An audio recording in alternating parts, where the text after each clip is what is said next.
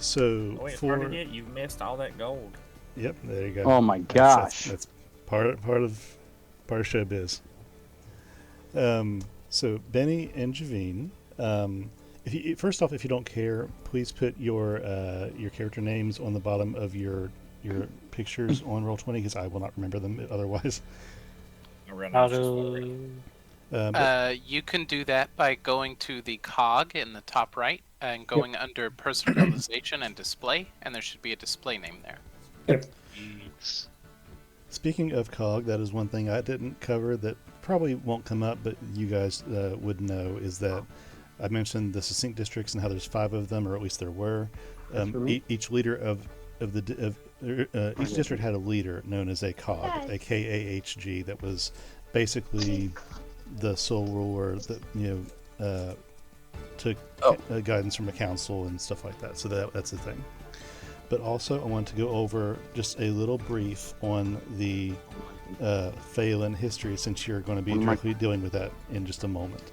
So I sent you guys a little bit of stuff, but to just give you the quick bullet points, shortly after the convergence, when gods brought people to this plane, elves structured themselves into different tribes, and there was infighting for a couple generations after that. The generational conflicts were eventually quelled when Sylvanas divinely appointed one elf named Elaine to basically rule them and to bring order to their discord, and to help her What did they pay that mod? to help her in that way, she was given an animal companion to help rule with her, to represent both the humanoid portion of the elven existence, and an animal companion to help represent the forest and absolute nature in that equation. Elaine, Phelan, with the Phelans and their gifted animals, ruled the elves for the following basically 10 millennia, and they were well loved. They governed this continent very well, and eventually there came a time when an archfey, hang on, I'm getting ahead of myself. Let me look at my notes here. Other races that trickled in over time assimilated into the life under the Phelan's court with no issues. So it was the halflings that resided in Fiola, and different variations and meshings throughout. There was an attempted orcish invasion at one point, put down by the Bear King Kaleen and his crown mate, who was a bear. The bear's name was Ash, but overall the kingdom thrived besides that conflict in peace. This peace was broken a little bit over 1,000 years ago during the rule of the Stag King Ecteon and his crown mate Rowan, when the humans were residing in Phelan's court began to forcibly take control over some of the different elven cities and settlements, uniting themselves behind a human who dubbed himself King Lexian. The elves made many diplomatic attempts at peace, but the humans, unbeknownst to most, were being aided and possibly riled by Mother Nightwhisper, who held an ancient grudge against the elves, especially the gifted pairs. With the Dark Fae's aid and that of a white dragon, the humans were winning the war. Their greatest blow, though, was to secretly Mother Nightwhisper when they were where am I? Oh, I'm off. I lost my sentence here. By the minions of Mother Nightwhisper when they were ambushed and killed Rowan himself, the stag. King Ecteon, although lived on, and although he never recovered, and in his desperation struck a deal with himself with a powerful Fey being. King Ecteon, his only daughter and rune-marked heir, Princess Neum, who had a fox as an animal companion, did not agree with this decision, and citing that the Fae were fickle and not to be trusted. Her father, however, would not be swayed, so Neum and Dara began working in secret with their own plans to do what was necessary to protect their people. Driven by a prophecy that foretold their own demise, they began laying the groundwork for, with Neum's trusted network of elves and dwarves that would become the Secret Peace, the organization that you guys are a part of, that would work to secure the well-being of the people in the absence of the gifted pairs, because she believed that they would be gone in short order. And she began funneling elves that would go further south, away from the capital city of Kalatir. Unbeknownst to all of them, in the midst of the war with this new human empire, Liam had met and fallen in love with a married human male in secret, producing and hiding a son with the same. With her kingdom's imminent fall, Niam sent both her husband and their son Aiden into hiding using the greatest act of runic magic. Niam and Dara then laid their memories into a necklace, buried that at a place in the center of the scattered wilds there in the middle of the map, known as the Memory Tree. And she lay there for Aiden to find when the time was right, and then turned home to try one last time to reason with her father. They never reached their destination, however. They were ambushed and taken to Mother Night Whisperer, and the pair were bound as the Dark Fae bragged of her great victory in the fall of the Phalans, and all other gifted pairs being killed, leaving only Actaeon without his bondmate, and Niam and Dara. But Niam laughed. Hang on, I got this backwards.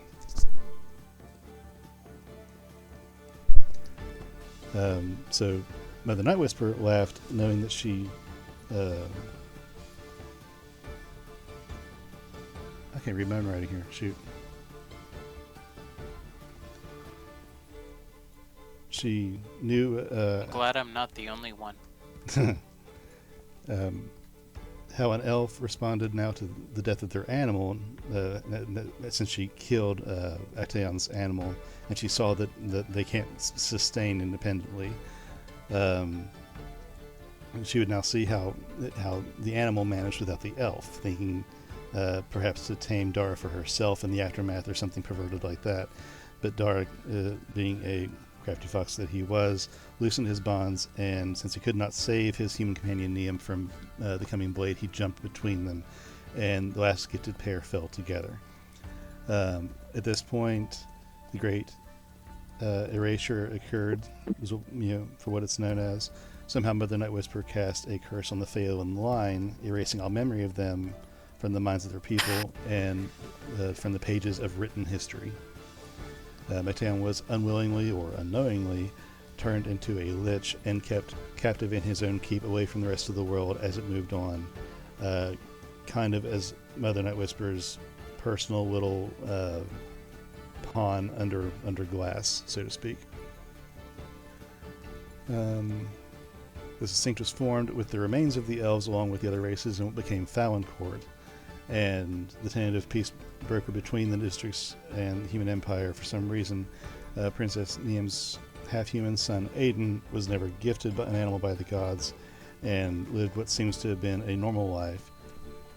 And the Phalan line continued unknowingly through him, trickling down with only one heir at a time. From what we can determine, the line that was simultaneously cursed and protected by Mother Night Whisperers to death in her binding of King Actaeon's phylactery, but protected by the gods given obsidian crown the Phalans were given by the gods that Actaeon still wore.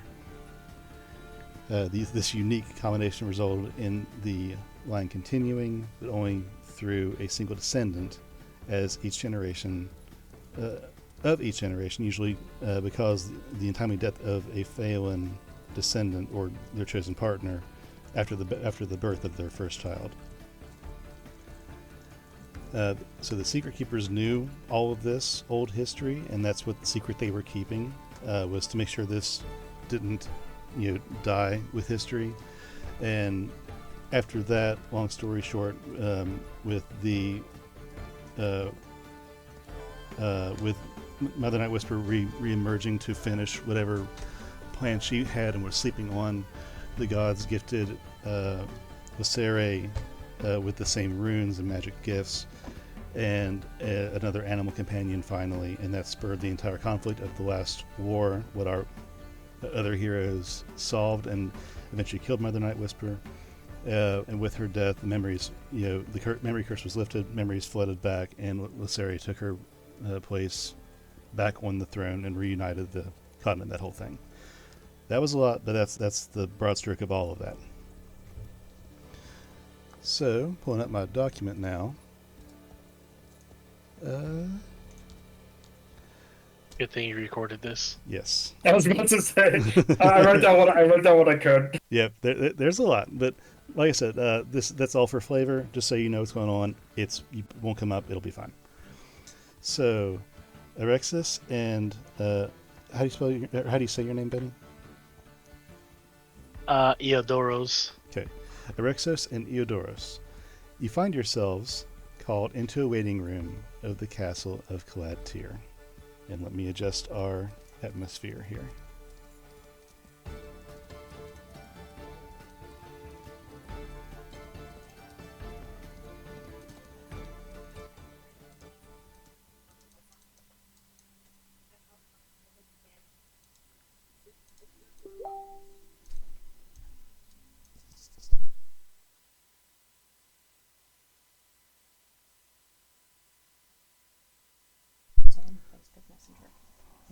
Which music was it? Was it this one? Yes. So you find yourselves in the waiting room of the castle of Calad Tyr, the restored elven capital of the northeastern peninsula of the continent.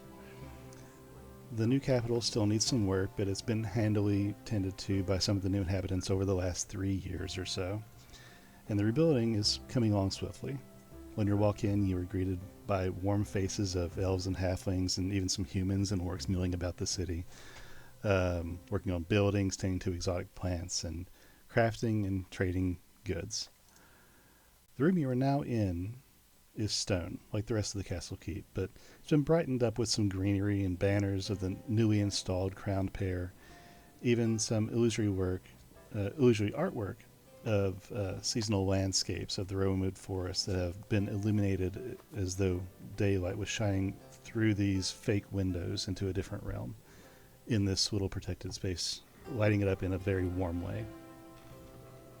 In the corners of the room, there are 2 guards clad in chainmail and silently have their hands clasped behind their back, swords at their side, 1 elven and 1 orc. After you were left by the greeters that brought you here, being told you'll be summoned when they're ready, there is a peaceful silence in the room. Erexios and Ildaros, please describe your characters and what you're doing right now. You could go first. Okay.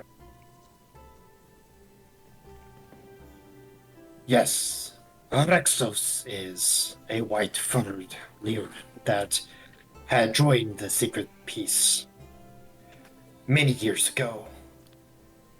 Clad now in a bluish robe that hides most of his face, trailing down to the ground. He carries multiple rings that either family heritage or some other purpose is not known exactly, but with him he does carry a lockbox of metal and stone that he cradles with him to his side wherever he goes. He is proficient in magic and a sort of well-versed sorcerer. And what did you say your race was? Leonin. Leonin, okay. A pale blonde Leonin. White. What kind of white is she? Sure. Right now, Orexos is, as he's kind of waiting around, is going to turn to Ayaderos.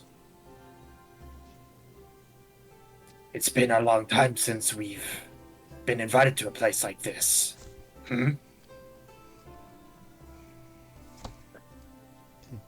Yeah, it kind of has, hasn't it? How many years are we counting now? Maybe 5 or so? So, Eudorus, please describe yourself. So I am a red-skinned tiefling. Medium-sized horns. They just go straight upwards, towards the back of my head. Long black hair, scruffy beard. Not long, but a little bit higher than a 12 o'clock shadow. I have a all black rogue attire, so I do have my blades on my side, a bow wrapped around my back, as well as a short sword. I did lose my left eye during a battle, so I have a long gash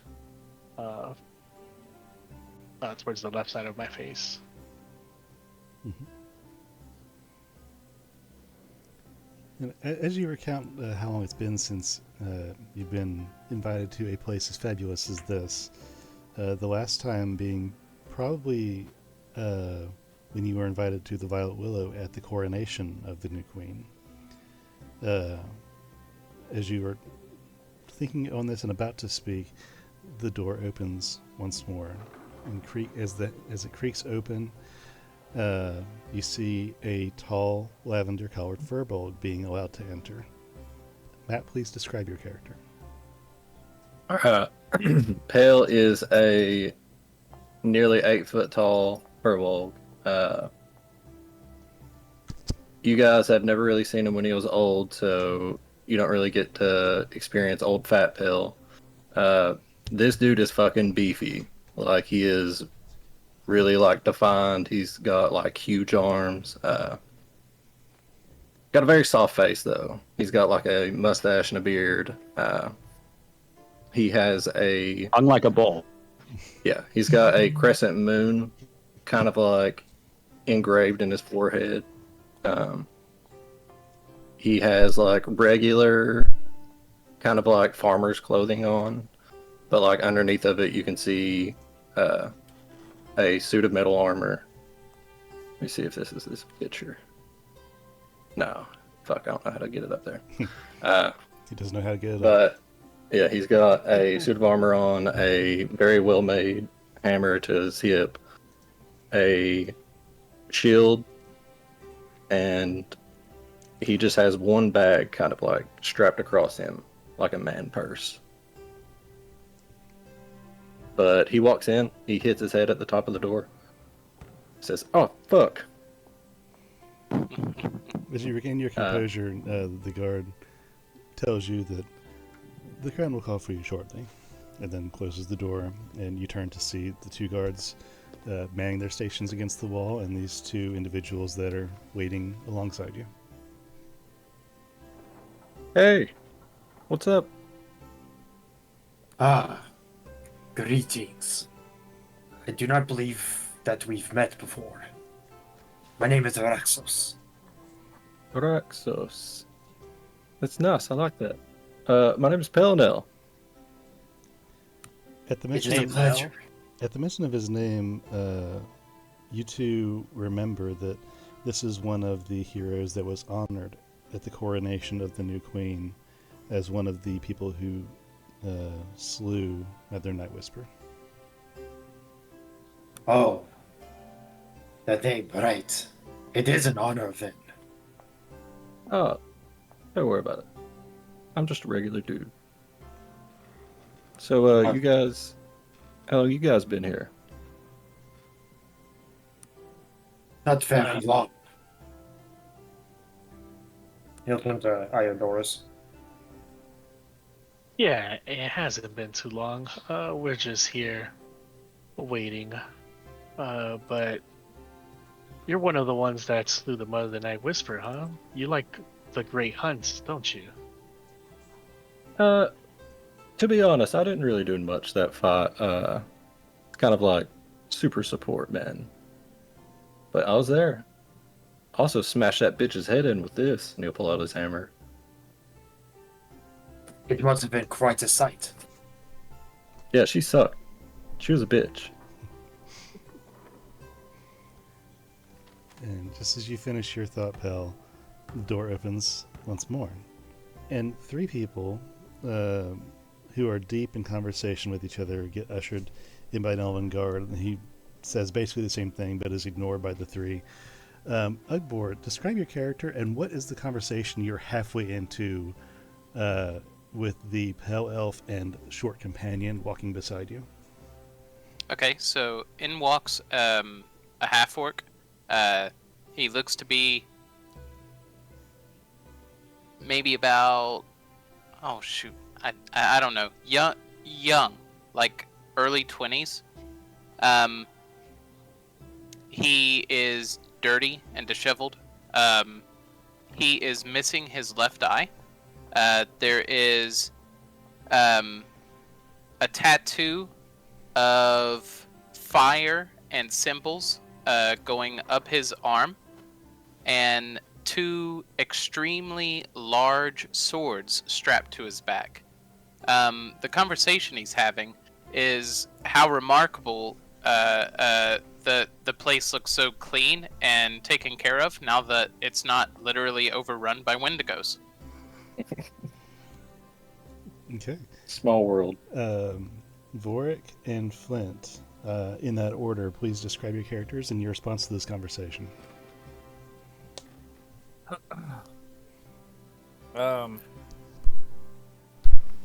Orc is small, as he said. I can't remember exactly. He's 5'4", 5'5". Small elven-looking person. It's kind of looks like a walking zombie in a way. You got rid of that armor, so he's wearing normal clothes. Yeah, armor. Yeah, I got rid of that go. I mean, Just to be clear, did you get rid of it or did you just take it off? No, I just took it off. I got it. Okay. Glad that's still on the table. Yeah, no, I got it. It's just not to be on. clear to the other two, it's golem armor, which is the skin of basically Frankenstein's monster. But it's old and it's just like the skin, so he will constantly is walking around like an armored ball sack all the time. I don't know if you guys played Elden Ring, but it reminds me of like the God Skin Apostle armor set from that. Okay, yep. I know what we're talking about. So carry on. I mean, it went through hell, so it probably looks worse for wear now. God, I don't remember where I left off.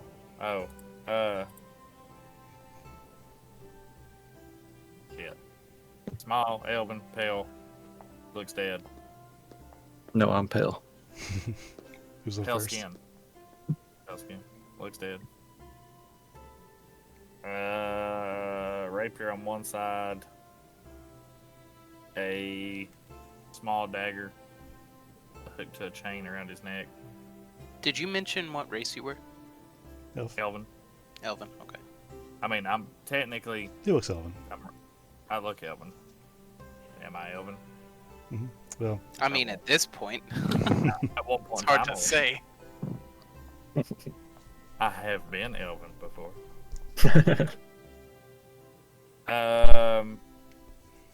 Rocking. Would you normal- again?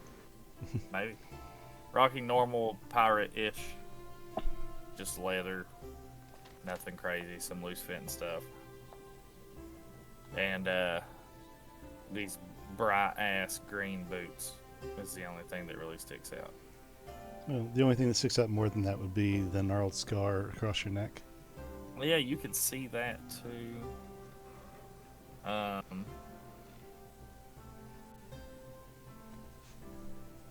So, Yeah. I so mean, what is he's your pretty big, what's your pretty beat response to Edward's conversation?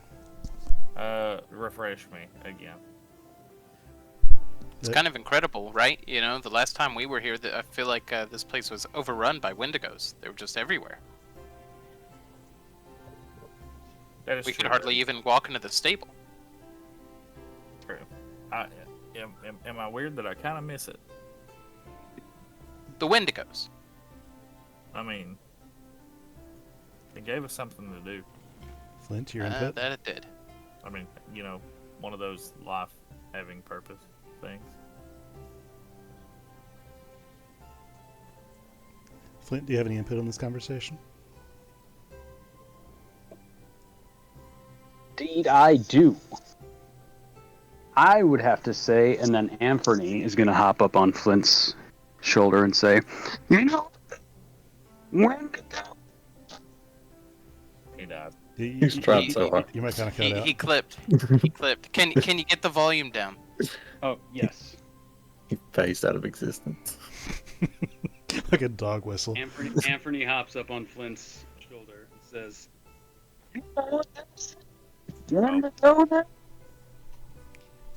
That was better. Slightly better. Yes, something about the mic you're using is just, it's not wanting to have it. God. I'm buying this guy a Yeti. I am working on it. I'm actually going to get I'm trying to get my mic to work. No problem. Just trying to nerf you right now. So I can't have that heavenly voice up in So here. just tell us the dialogue, and everybody just imagine the guy from...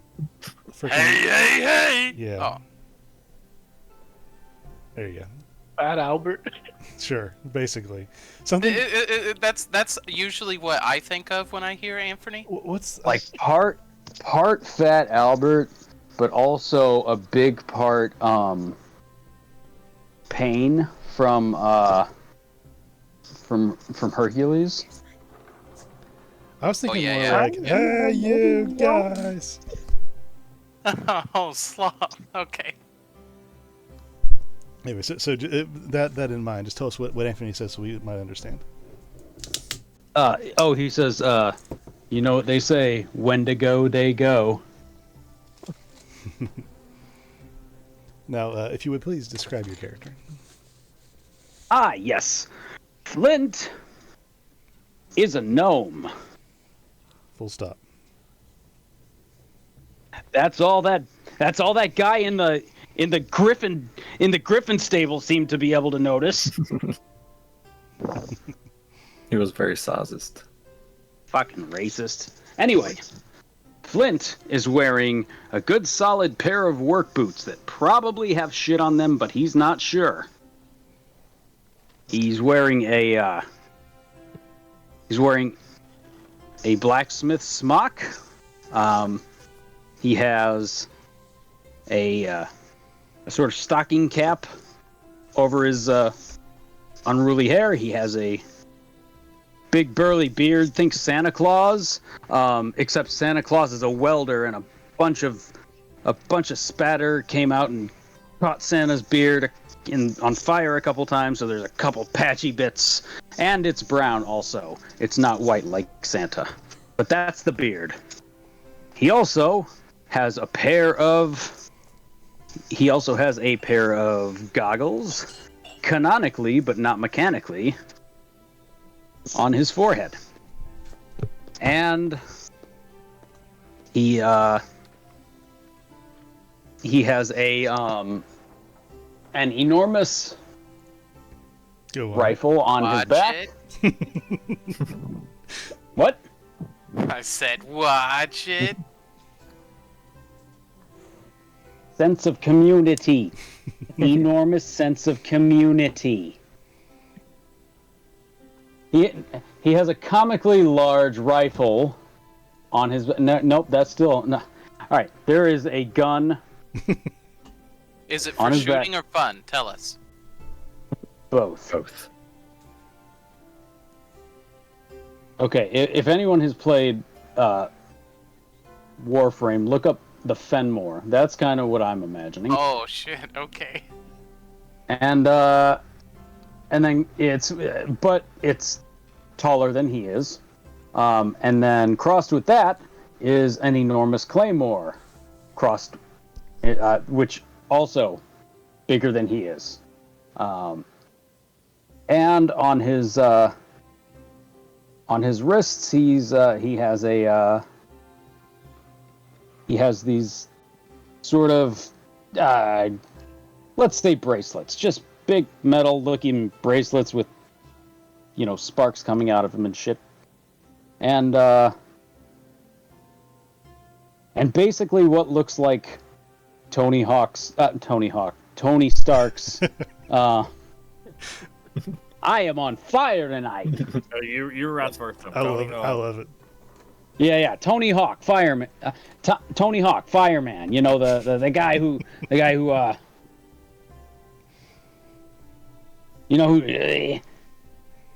He goes flame on, and then his robot person has a nuclear heart that he shoots things from. Whoa. So, Benny, I hope you're taking notes on describing characters and stuff. This is how it's done.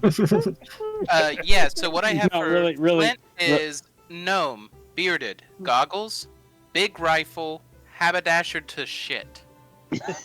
Tony Hawk / Haberdasher. Iron Man. Yeah, I was gonna say Tony Hawk / Ghost Rider / Iron Man / Yeah.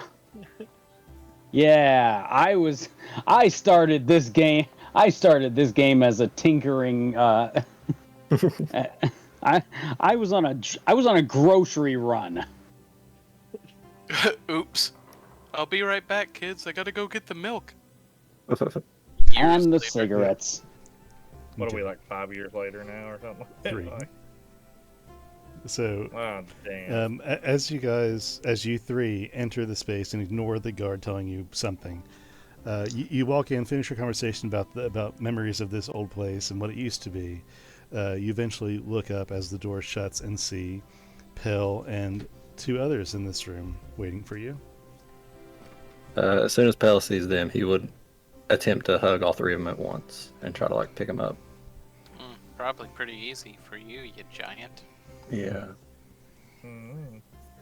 I mean, unless all of you guys together weigh like 420 pounds. Wait, who all's there? You, Bork, and Ugbor. Wait a minute. Pell's carry capacity is 420 pounds. Yeah, You did that on purpose. I did not. That's pretty spectacular. Would have been cooler if you did. Yeah. It was serendipitous that it kind of worked out that way. Can't hear that word talking about Boondock Saints. I think somebody hopped into my character sheet and left me a few presents. So there's a nice quiet in the short time you have been given before the crown calls for you, and it's been several years since many of you have seen each other. Some of you never in person, at least not for a long time. You're catching up warmly when the guard, who's an orc, begins to step forward, then hesitates, and then steps back. And he looks at his fellow guard, who's like, "Stop! You can't. We're on duty." To the left. And One hop this time. the orc says, like with a kind of a moan or a whimper before hesitating, but then fully committing to walking forward past his coworker in a fast march before coming to a stop before Ugbor. The elf guard like steps forward. "Lone, this is not polite." And the orc says, "I don't care. I will never get this chance again. Giant Slayer, it would bring me great honor." And he pulls up his, the chainmail up off of his arm, like basically pulling his sleeve up. "If you would scar me with your sword." Ah! And he holds his forearm, up and out towards you. This is quickly becoming my kind of party. Okay, let's see. What do I got? Do I have a dagger? Aha! Might I borrow someone's dagger? I want to really fuck with him just because I haven't got to fuck with him in a while. He kind of squirms a little bit and then like looks at your sword on your back. The sword that's slain the evil one. Please. Oh! Well... Just taper it down a whole lot so you don't cut this dude in half. How about you just hold it still and he can run his arm across it? Let me ask you this. What have you done for Groomsh that this honor should be bestowed to you? You see him like stammer and think hard for a minute. Looks like your left eye's still there. Look at him. I don't think that he should pluck his eye out for a branding pell. Like, I mean, Jesus that's- Christ, like, Dear That was- Slim, I wrote you, but you still ain't calling. I protect the queen. I serve at her service, and I help the people of Grumash. Fair enough. And he pulls out the sword and scores a very small section of the dude's forearm. Okay, roll damage for that, but then half it. Oh, okay. First kill. Yeah. This might be an oops, fellas. Okay. What'd I do? I will hold spare the dying. So There is no rage. There's no rage. It's just slashing. So half is 5. He takes 5 damage and grunts, and you see the blood start to pour. He nods and quickly reaches in his pocket. You see him start to get pale a little bit, and he pulls out a rag, And I- wraps the rag and around I- his arm.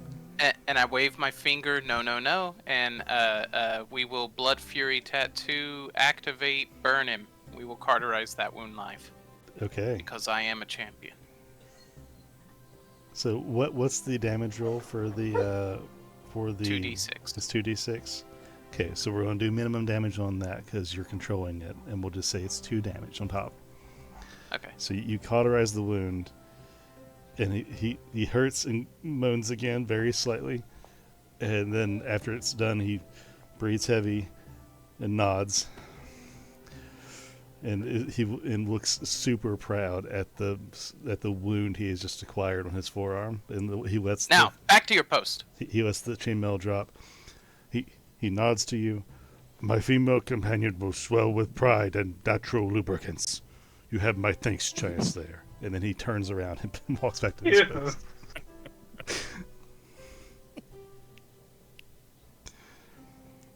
You hear that, guys? I'm a wingman. Top tier writing, bro. The elf who's standing there as well. I should point out that the brand the brand is very unfortunately exactly reminiscent of a Nike swoosh.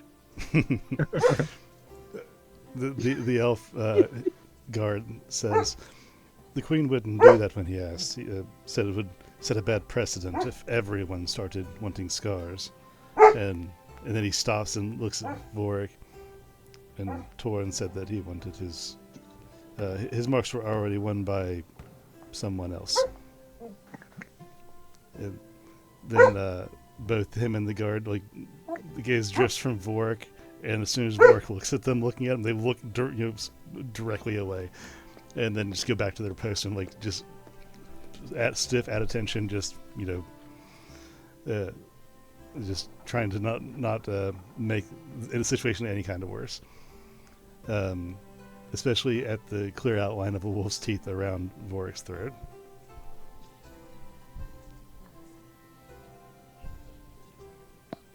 Yeah, best not we excite the wolves this time. Okay, are you guys gonna? Nah, he's not dead. He's just a freak. Are you guys going to catch up any at all, or have anything else to say in this moment? Yeah, who are those two dudes? Oh, I just met him a second ago. This is Arexos and Eodoros. It is an honor to be in your presence. To what do we owe the honor of meeting you? What brings you here? We've actually been invited to come here. And you guys are the heroes, so it's a pleasure meeting you. Wow. Well, as it turns out, that's actually why I came. I've been invited, so seems like we're in good company then. Me too. I can't wait to meet the heroes. We are the heroes, Flint. Yeah, It's us. I think we're the hero. Yeah, just like you told me to say every day in the mirror. We are And the keep heroes. working. We are the good guys. Moral relativity. I mean, relativity is kind of key there, isn't it? Yeah. A moral is there sometimes. Well, yeah, to be disregarded. Yeah. It takes. So what you guys been up to? Yeah, go ahead. Me personally? Well, after the coronation, There we go. Good. I went back home. That was okay. I only had to fight for a few days to be granted access back to my people. Did you ever get to fight that one dude? I believe I did. Hang on. Hold up. Gotta do a searchy search.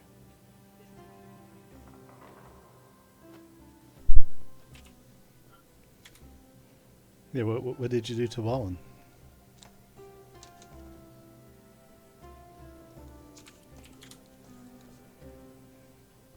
Okay, what do I got here? Okay.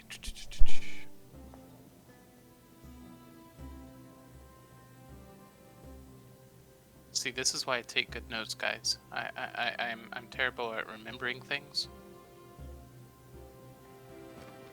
Oh, I don't think that this was ever agreed upon, Dustin. No, it was not established. So what happened? No, you can't do it like that, dude.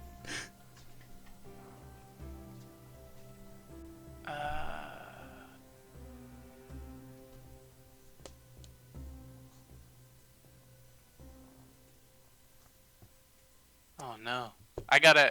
I am unprepared for this conversation. I have to talk to Pell and Flint first. You can put a pin in it. Yeah. Okay. Let me send some messages out. All right. Well, I'll tell you what I've been doing. I've seen Flint not too long ago. He came over to the farm and helped me put in an observatory, so I could like watch the sky at night a little bit more. But yeah, I've got a farm. It's called Silver Bells Farm. I grow halfling weed. Yes, and they love it so They do love much. it. They love it so much when you call it that. In fact, my neighbors ask me about it all the time. Hey, your friend. Why does he call it that? This isn't the 1950s. I've heard that, some folks call it marijuana. I'm trying to branch out a little bit, trying to expand my horizons. I've got a kid Never now. I've met her, got but two she of them, sounds actually. hot. Yeah. Two? Yeah, they're twins. I got one little Riemann and Huma's the other one. Both boys. Aww. Were you married before? Well, not before. I am now, though. Okay, well, congratulations. Way to bury the lead on that one. Yep. Yep. I kind of forgot. You know that one spell that I used to like send to people? There for like a good 6 months. I just did not use it at all. Well, yeah, those minutes, you don't use them, you lose them. you do. Yeah, you guys should come over to the farm sometime. I definitely want you to meet the kids. Flint, I know you've got youngins, so maybe they can, grow up together or something like that. Yeah. And I want you guys to meet the wife. She's awesome. She's almost as big as I am. Oh, man, I am ready for the Yo Mama jokes with these kids. Uncle Flint is going to put it down. Well, Flint, yeah, you met my wife, actually, because you were at my farm. I was. You were there. You've seen her. I'm sort of just rolling with the flow of this conversation, but yes, I absolutely have met them. Yeah. Now I think about it. Having a Professor Oak moment here. Not gonna All right. lie. So about you? thank you for reminding me about the wife. I was actually supposed to go get milk. Yeah, it happens. Borg, you look like a regular sea pirate now. I'm trying my best. Kind of get back in the swing of things.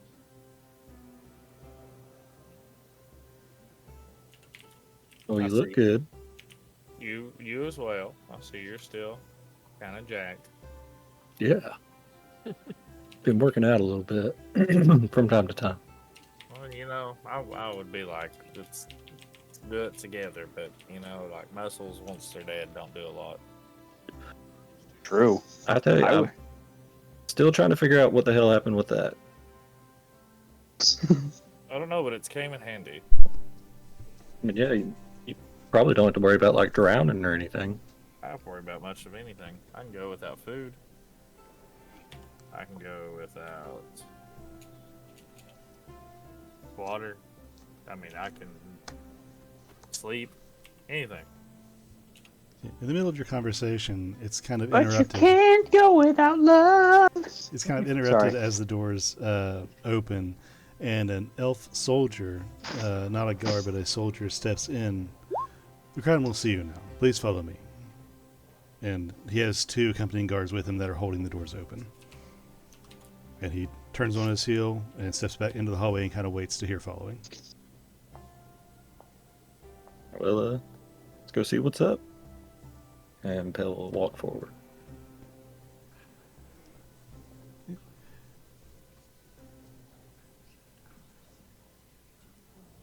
Okay, assuming everybody else follows, you are led through the castle keep into a throne room that feels eerily familiar to some of you. A long stone room with freshly planted dogwood trees along the center walk up to the throne, formed by a now healthy willow tree covered in violet flowers. Entering the space, you see some people all over. On the edges of the room, under an overhang that is a balcony, trimming the room halfway up to over the back wall. There is in the space there is a Leonin in long, dark robes, wearing glasses, talking to an elf who is similarly dressed, and they are in some sort of deep conversation. On the other side of the room, on the balcony, there is two elves that are laughing with a human. On the right side. And let me send you guys some pictures real quick. Do I need to do that? Can I just do this? Nope, I can't do that. Okay, let me... Hey, Ugbor. Ugbor. What it do? You think they'd lock us up for a night just for old time's sake? I think we gotta kill somebody. All right, gang. Oh no! Wait. Okay, and just so you guys have a picture reference of Lysera and Torin. So, on the throne at the far side of the room sits an elven woman with a crown of rune-marked obsidian stones and twined willow bark on her auburn-haired head, and wearing a green silken outfit designed to show off the 7 light blue pulsating runes laid into her skin, with a darker green mantle over her right shoulder, held there by a carved black direwolf pin. Some of you are familiar with the runes and their meanings, but for those who aren't, I'll post them in the chat real quick, just for reference. Beside her sits a great black direwolf. He's at rest, but even laying on the ground, his head raised, is above eye level with you, and his fur is blazoned with the same black number. I'm sorry, is blazoned with the same number of gray actively smoking runic symbols on his black fur. When the wolf bothers to turn and look at you, your group, as you come within line of sight, he stands quickly, eyes locked on the group, and gives you an excited bark. The bark, however, is so loud it calls the entire room into silence, and you notice that an elven child who looks like a small replica of the queen, albeit pale, in a pale blue dress, sitting at the foot of the stairs leading up to the throne. A taller, dark-haired man clothed in green linens and armor standing off to her side. They are also called to attention and look in your direction. The Queen's husband, Darian, gives a small nod and a familiar grin to your party, and Princess Willow waves at those of you she remembers excitedly. Go ahead. I was gonna say Pale would just bow and like wave back to him, but he would definitely bow. Mm-hmm. Ugbor is picking his nose, but notices and waves back. Christ, she's already taller than I am. Your guide. That's not that hard. Your guide speaks up after a moment. In introducing, looks at the group, the cookie cutters and respected guests, your majesties.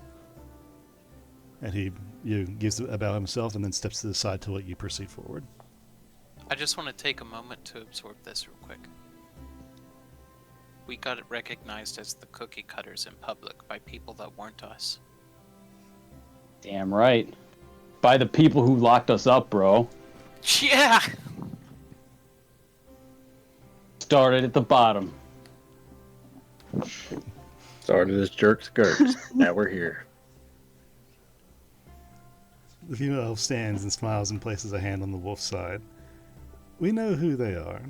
We appointed them. Welcome back, friends. And she looks at the entire group, including Erexos and Eodaros. Hey guys. I sent you a wall of text. I responded to the wall of text. Oh, I sent you updates, but I was actually talking to Flint. Oh, okay. Whoa. Okay. Almost fell over. Pale Still trying to set would up the computer. say hello. You guys look good. The entire city looks good, actually. How are you guys adjusting? The dire wolf walks forward, coming face to face with one of you, and his growling voice sounds in your mind as the rune Anzus flares beneath his chin. Let me double check this. Dandelions are my favorite. And you hear the voice of Torin echo through all of your minds, including Erexos and Eodaros, that friends tend to stop by more than once every decade.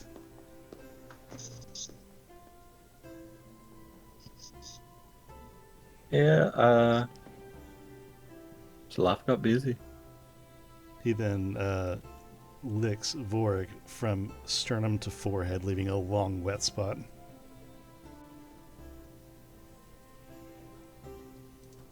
I always want to pet him.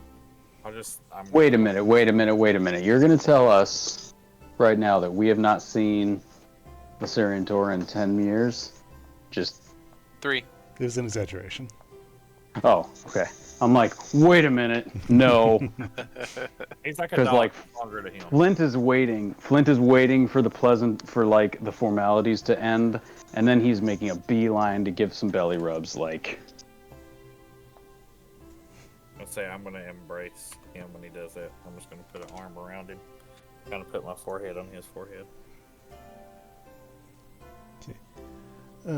Erexos and Eodaros, you have met the crown pair, but only briefly in person. You were there at the coronation at the end of the Dark Fae conflict, and again during your reassignment. But you have remained under your old supervisor, E7, and have not had much contact with Wiseri and Torin Phelan directly.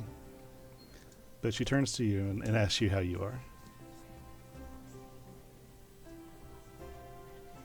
I am doing well. It is an honor to be here. And Erexus will give a slight bow. Thank you for your inquiry.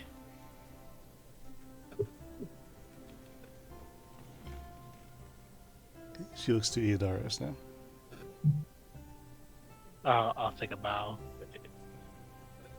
Just look at them slowly as I come back up. It is an honor. I'm glad to be here as well. You both hear the growling, rumbling voice of the dire wolf in your mind. That E7 speaks well of you both. Well met. That is very good. I'm glad that we are performing our jobs correctly. Hey, as long as everyone's safe and we're keeping the peace, that's all that matters. I'm not sure if you guys can hear it over my mic, but if you can, just ignore the whining and barking. IRL Torrance says hi.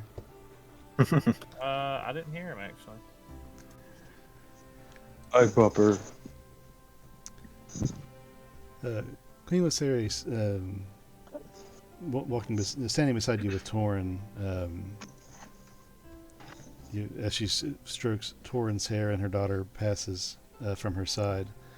We would like to see you all, but let's adjourn to somewhere more private, shall we? Okay. And with a hand gesture, her and Torin take the lead and lead you off the side of the throne room and down a corridor to a slightly different room than what you're in now. City really does look amazing, Lysari. Okay, so the Crown Pair lead you out a door near the throne and down a side hall through several corridors, eventually leading upstairs and around two double doors familiar to some of you from the first visit in this castle. Thank you. We've worked hard to restore the city to what it once was, hopefully. The history we've found has been, quite frankly, amazing. The statues, the library, it's, almost quite overwhelming. Before I ask this next thing, I can't remember her fucking ancestor's name. I remember Dara, but not fucking the other one. The very first one? Or you're talking about No, fox? the fox lady. Like I can't remember her Neem. her name. Neem. Wasn't she like hanging around and like teaching Lysari stuff? Yes. She is memory bound to a necklace. And are you asking this directly to her, or are you just trying to remember what you know? Kind of trying to remember it because I was just going to ask her how she's doing too. Yeah, she's memory bound in the necklace to you. She was going to hang around basically and help guide Lysari as she gets settled into her new role. How's DM doing? She prefers to rest more these days as we come into our own, but she remains available if needed.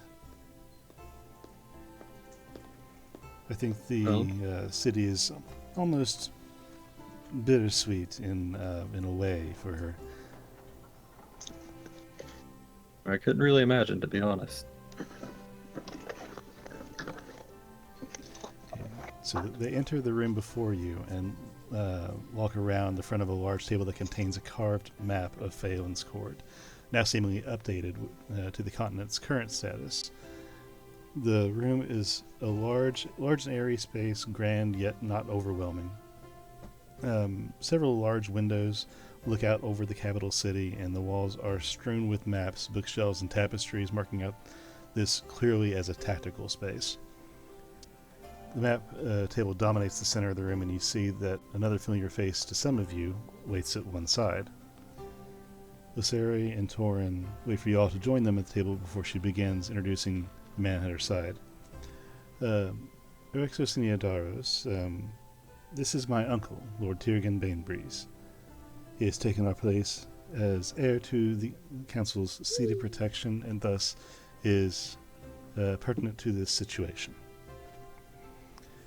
We have summoned the group of you because we have something that needs tending to. And while we do have competent soldiers, this task would be benefited by the pre-existing knowledge and the skills of your group.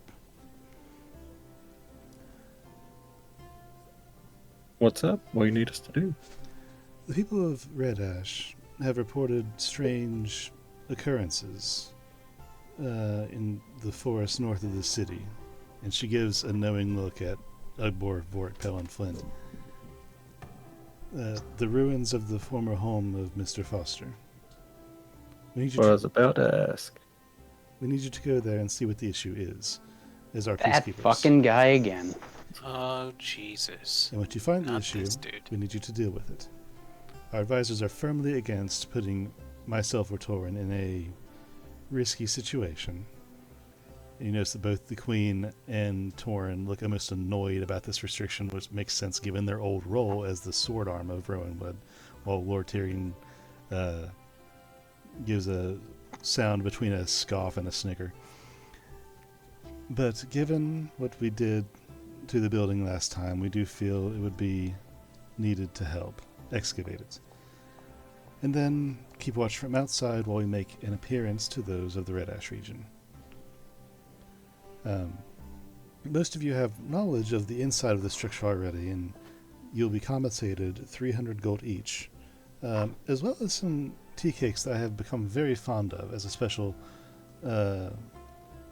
reward for this. And then you hear a grumble from Torin, and Lyseri kind of laughs to herself. And a special portion of chicken from Torin to Ugbor. You see Torin grins this long, toothy wolf grin with his tongue lolling out of his mouth. Not that. We think it best for you to arrive there in 4 days. Do it. You may use horses of the castle, or anything else you might need, if you see fit. What questions do you have?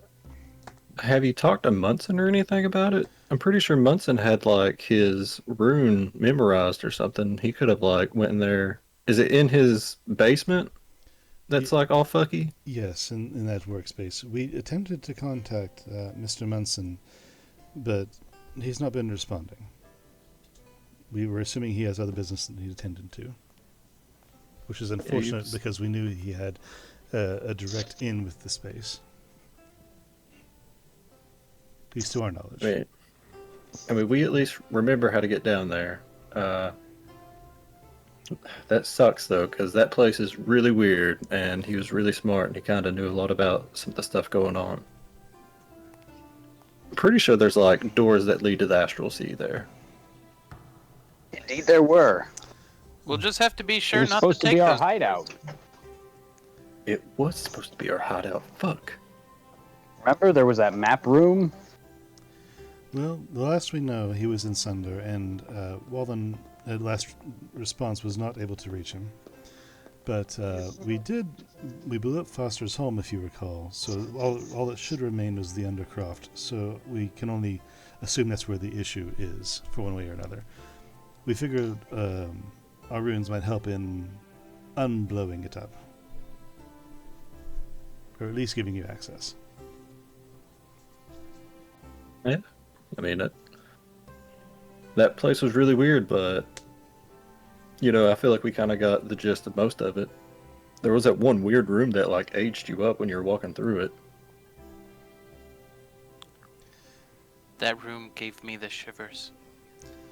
Well, you can It prepare. didn't really do much to me. You can prepare in any way you wish to gather items to prepare yourselves, but if there's no other issues, we expect you to be there in 4 days, and we will meet you. Affirmative. What kind of shops do you have set up around here now?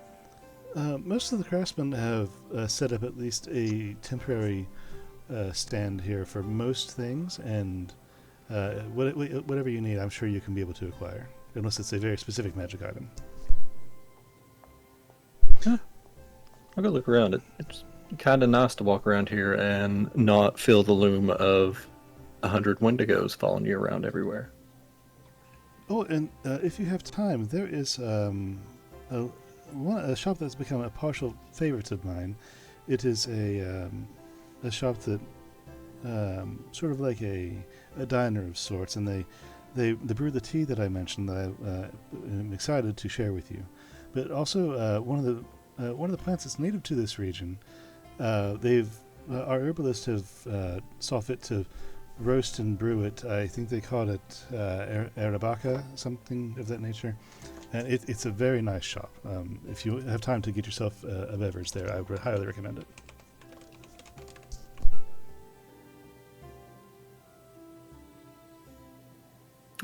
Well, definitely have to do that. Is that where you get these famous tea cakes? Yes, I have some on reserve for you. But if you wish to get some yourself there, that's where I get them. We'll save it for the reward.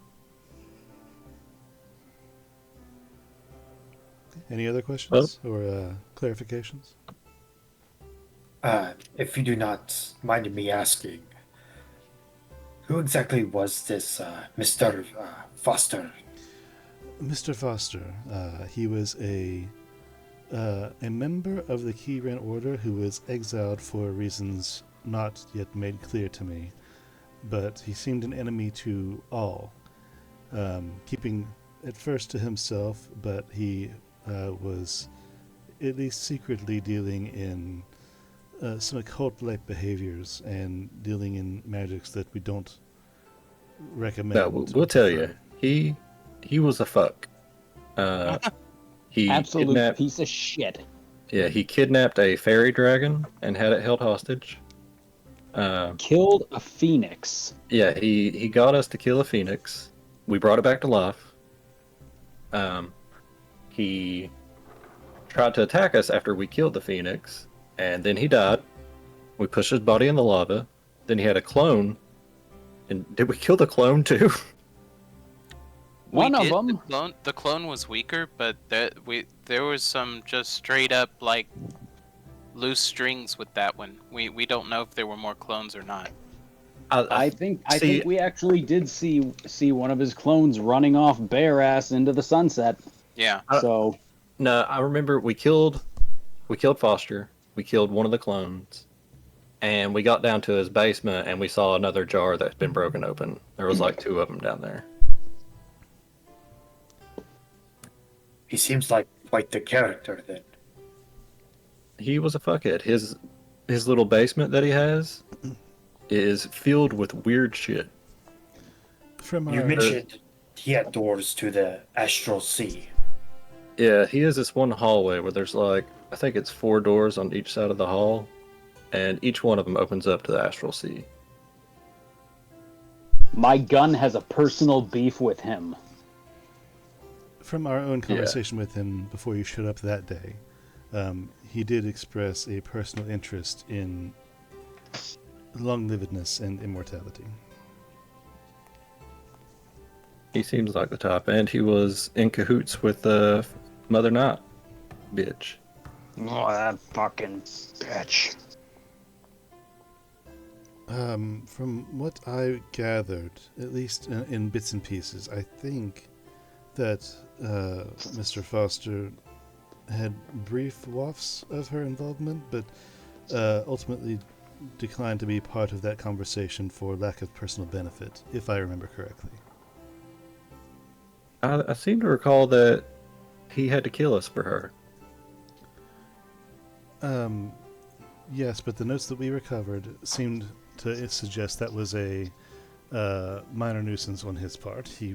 His writings didn't make it seem like he was sold on that.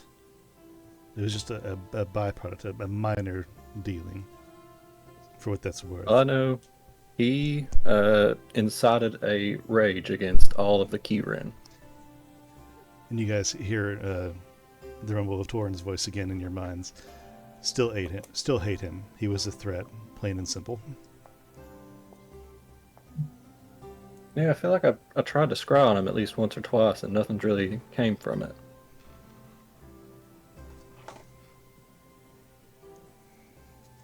But then again, I also try to scry on Gurky and everybody else. Even though I know Gurky died like George 3 years ago. W in the house.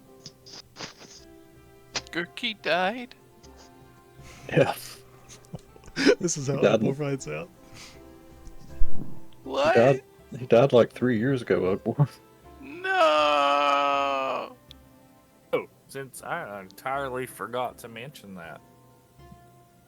So, since Gurky is dead, I figured what better way to honor him than I purchased Gurk's Jerks. And You purchased Gurk's Jerks. yes, I You own mean- the you whole mean- entire you mean the Gurk Depot. Gurky's Deep, whatever the hell it is. The Gurk Gotcha. store. You're probably fucking rolling in the money now. I actually need to check on that. It's been some time. I left it in capable hands.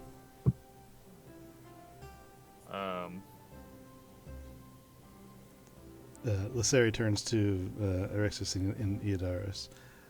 Gurki was a great friend of ours, a goblin who acted as patron for our friends here, and well, overall, he was a friend to everyone in this room.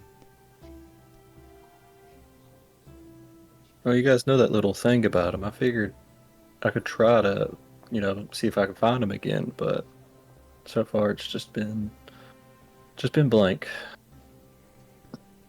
So when you look, what if Gurky wasn't his real name? I mean, y'all remember he wasn't Yeah. what he was. I don't know. I want to sit down. I want to try to find him again just one more time. Torn's voice cracks through again. I tried to track Foster after everything went down, but it had been too long for me to pick up the trail. Everything was too hectic.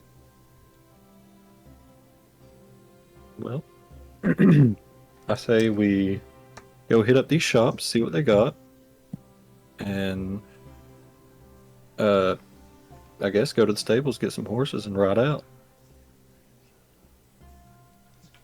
Very well then. I will see you guys there. Huzzah. She nods and quietly dismisses you.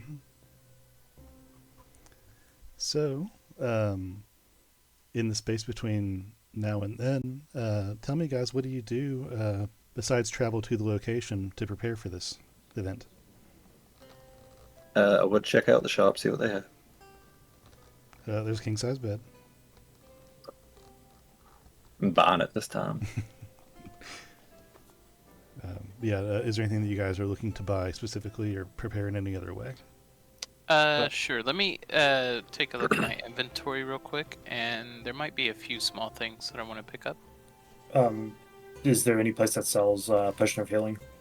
Oh yeah. There's many potion and herbalist stores in the city, as well as outside the parameters. You're able to find potion of healing, no problem, for standard price. What are the rules for potions of healing in this one shot? We're going to pick up the rules of if you take a full action to drink it, you gain the maximum amount of healing, or you can use the bonus action to drink it hastily and roll for the health. Okay. I'm assuming it's 50 gold, or is it cheaper here, or... Yeah, it's a standard price, 50 gold. Okay. I want to find a golden reliquary worth at least 500 gold. A little bit harder to find, but it's not impossible at all, especially once you go looking around and some aspects of the city, especially a couple portions you're familiar with that are religious buildings. You're able to find one after maybe a half hour or so of looking. I know I'd usually go for it to look like Saloon or something, but I kind of want it to look like Sylvanas. Sure, that's actually far easier to find, actually. You find one, it would cost you 55 gold for that, being made of gold. It has to be 500 gold. Oh, so you're looking Specifically 500 gold, for yeah. a real fancy one. Yeah, you can find that one too. Yeah, I did not know the gold cost on that. Alright. And I'll take away... Prices are so good, you can't use spells with our shit.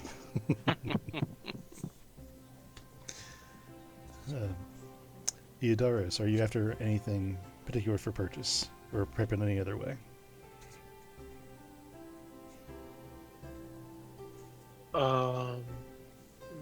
No. Okay. So you're all set. I'll just tag along. Okay, fair enough. Erexos, anything for you in particular? Just the potion of healing, but that's it. Okay. Utbor?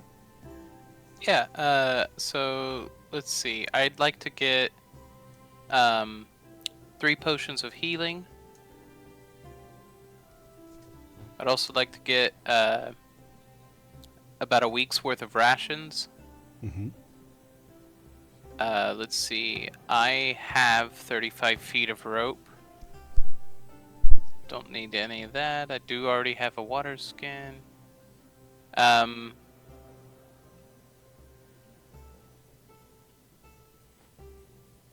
I think that'll actually about do it. Okay. Oh, I'll take a crowbar as well. Okay. In total, that's about 60 gold. Wouldn't it be like 160? The Three potions of healing. Oh, 3 potions of healing. Okay, yeah, so it'd be 160. Okay. Yeah, I was thinking 1. Okay. Flint, are you after anything to purchase? I have a question, Mhm. DM. And I'm actually just gonna DM it to you.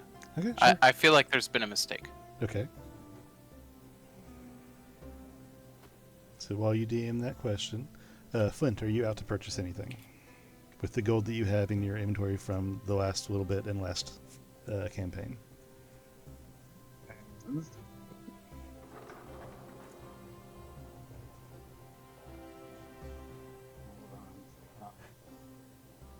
No, I think I'm good.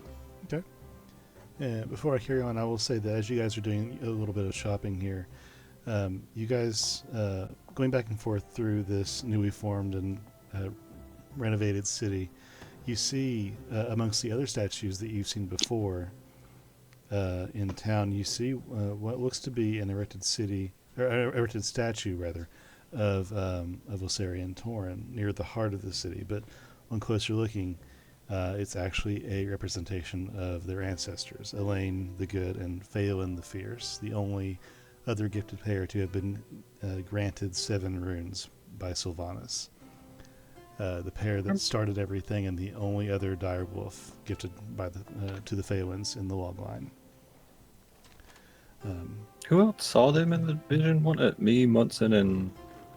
Yeah, it was you, Munson, and Udbor, I think. No. No. Flint? Who was it? There was 3. Yeah, I think it might have been Flint. Wait, what? Oh, no, it was Vorik. It was Vorik from... Oh, yeah, yeah. yep. I was gonna say I don't think so. I remember it because, yeah, you guys all came in to try to touch the shit right afterwards. Mm-hmm.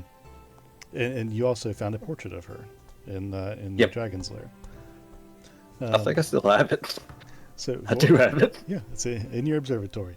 Vorik, are you out to purchase anything? I mean, anything like any magical stuff. What's the expensive shit? You search, but you can't find anything of high magical order in the city. Small crafts and uncommon magical items are, more or less the most extreme that you're able to find. Even then, it's still a low priority in crafting, and they're going to be a little pricey. Any enchanted armor or anything of such? No enchanted armor. Wow. So you're all set? I'm good. Okay. Well, if nothing else is to be done, you arrive at the location of which you were instructed a few days later at just past noon.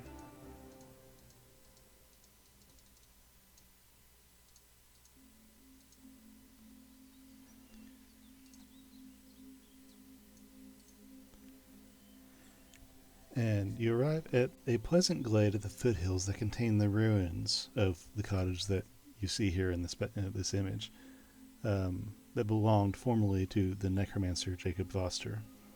It used to be a manicured lawn with an unassuming cottage, but the building now lays collapsed onto itself, the forest reclaiming what parts of it remain after the destruction of Lysaria's runes had wrought on the building the last time you all were here. On the edge of the forest, you see Lysaria and Torn standing against a tree. Lysaria now back in her old armor, but with the addition of the crown still bound to her head and her sword, Eldrinir, strapped to her side. And she's twining strands of grass into a small bracelet. And as is their way, Torin is the first to physically acknowledge you, but that acknowledgement serves both of them through their shared senses, and Lysari abandons her work without looking up, tucking the bracelet away into her mantle before beginning to speak. The residents nearby have complained of incoherent screams and gibberish language beneath the dirt. It gets worse at night, apparently. Some have come to investigate, but lose their minds for a short time and have even been known to attack friends with them. Then Torin's voice carries on. It feels wrong, not safe. It makes my fur stand on end. And he picked up again by Lysari. Before we open the entrance, is there anything you need to do? For when we open the entrance to the Undercroft, you'll need to handle whatever is there. I'm casting Mage Armor on myself. Okay. Let me look. Hold on. Mm-hmm. I'm going to cast a...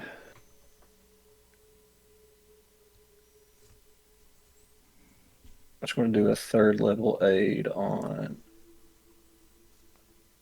Ugbor. Sorry, new guys. Ugbor, Flint, and Vort. You guys all get in additional hit points. Okay. Like added to your total, like your max. Oh, they're not temp. No, not temp. They're like just 10 more hit points that you get. So if you have 90, then you now have 100 out of 90. Yep.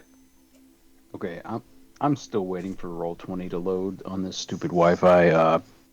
Can I just say that my standard, the regular infusions that I usually use Yeah, that's fine. are up? Cool, thanks. Okay. We will be here should you need it, but the main brunt of this will fall on you. The drawbacks of our new position, I'm afraid. Are you ready? I cast Death Ward on myself too. Dang it. Okay. I think I forget that, brother. Okay, well, she nods, and with the hum of runic magic swirling in the air around them, she and Torn focus in tandem and gesture to a spot within the ruins.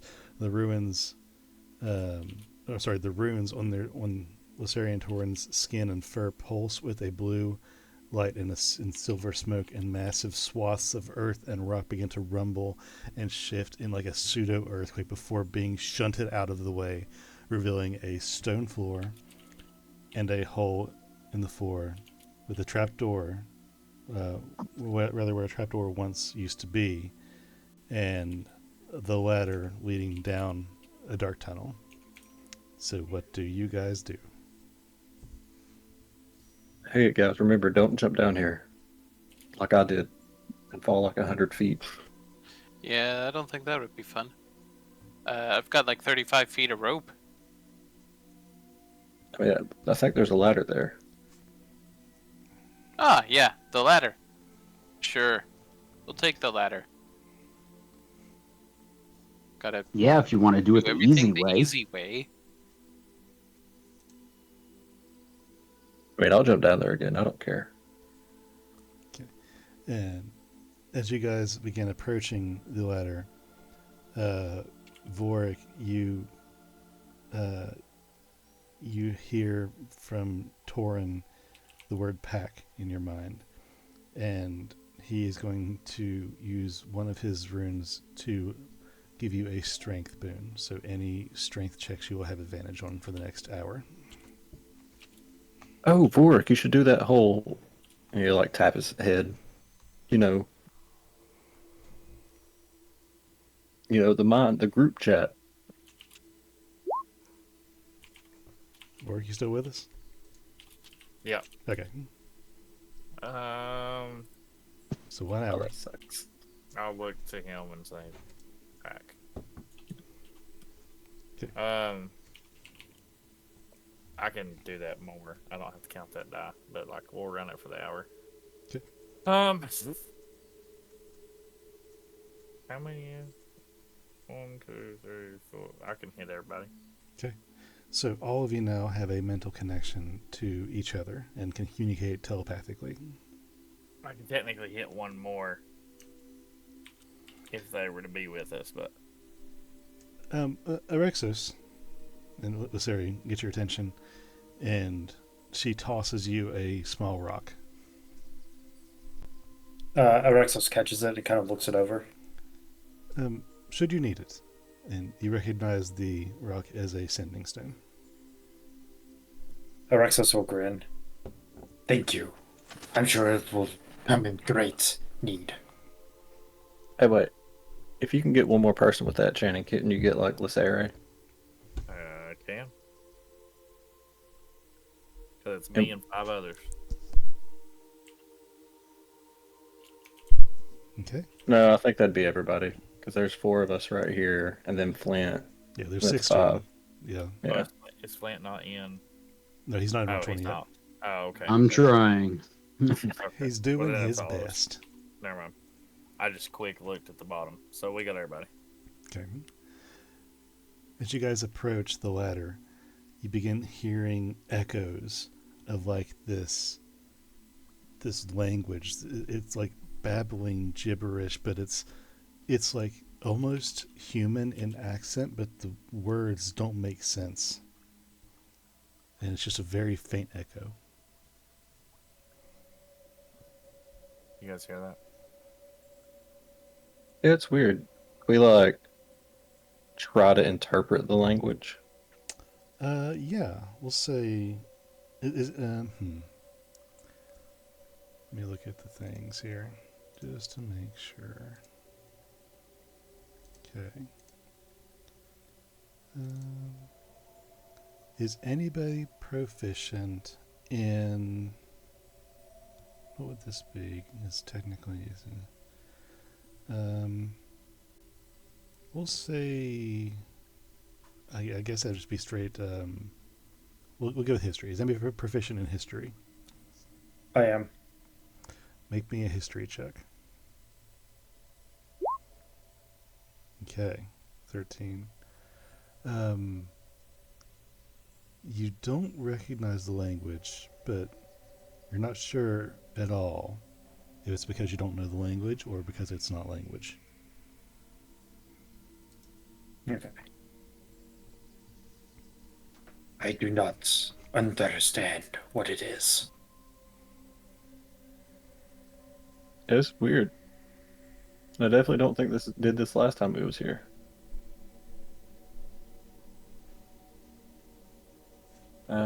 Well,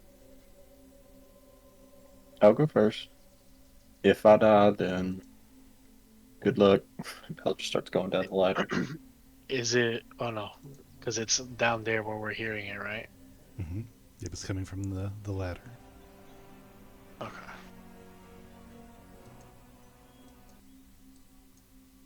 It's not that bad once you get down here.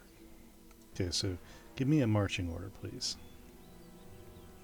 I'm in the back. I'm gonna go right behind Pale. So I'm Pel, spearheading. Pelvoric. I guess I'm in front of Arexos. Okay.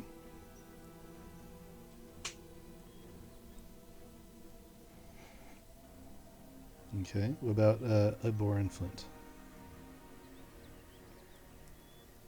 Oh, I ignored your messages, Udbor. Sorry. One sec. What is my what am I doing? am I rolling? Marching order. It's right now. It's Pelvoric, blank blank, Eodaris, Abrexos. I'm right behind Pale, yes sir. Okay, Vorik already called that, so I'll put you behind Vorik. Okay. Ah, Then Flint. No, that's not an error. You were given 10,000 gold each as a reward for the conclusion of campaign 1. Okay, Push cool. you probably money on top of that. So there's that. All right. So Pell, as you, well, I guess this applies to all of you, but Pell, you're in front. As you descend deeper down the ladder, the voices get louder. Not extremely, but the volume does increase. And Pell, you... Let me look at your sheet real quick, which, yeah, there it is. Double checking something. Oh god, Adobe, please.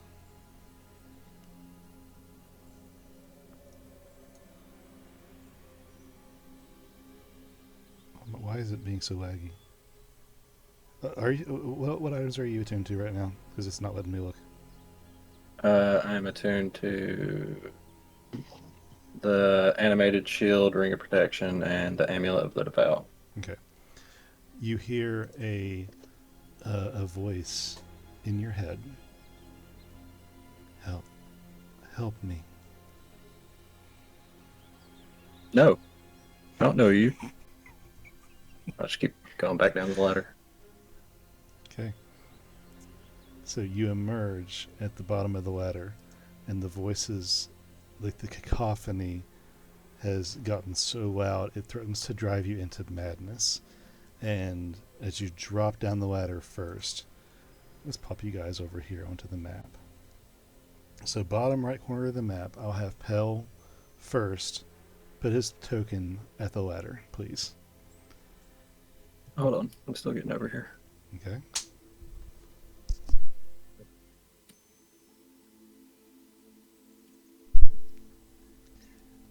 Okay, so you're down there first with your friends over your head on the ladder. And you see these, like, abhorrent blobs of flesh that are just mangled into, just a combination of like several dozen mouths and eyeballs and muscle sinew strings that are just in no particular order. And upon getting to the bottom of the ladder and dropping, I'm going to need you to make me a what is it? A wisdom saving throw, please. Oh, I'm good at them. I'm using lucky. You're pretty good at them, but a 4 is not good.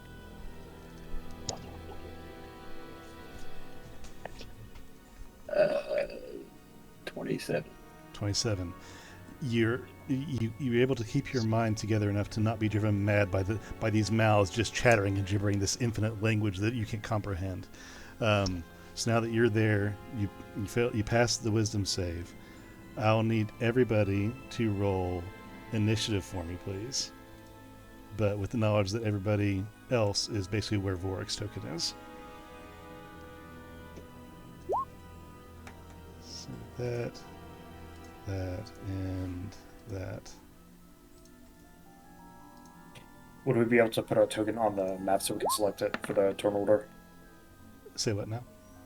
Would we be able to put our token off to the back? Yeah, okay. yeah, that's fine. let's go ahead and roll. Yep, go for it. We're rolling.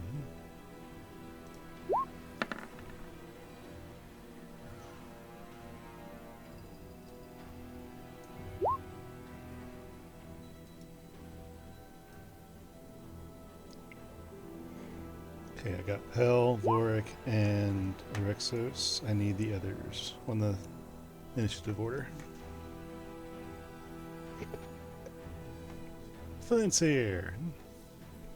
Can I just boy. roll regular? Say what? Do I have to roll in here? Can I roll? No, you can roll on board. That's fine. Whatever you want to do. Just make sure you add yourself to the initiative Yeah, roll. 7. Okay, put your token on the map and then add your initiative number.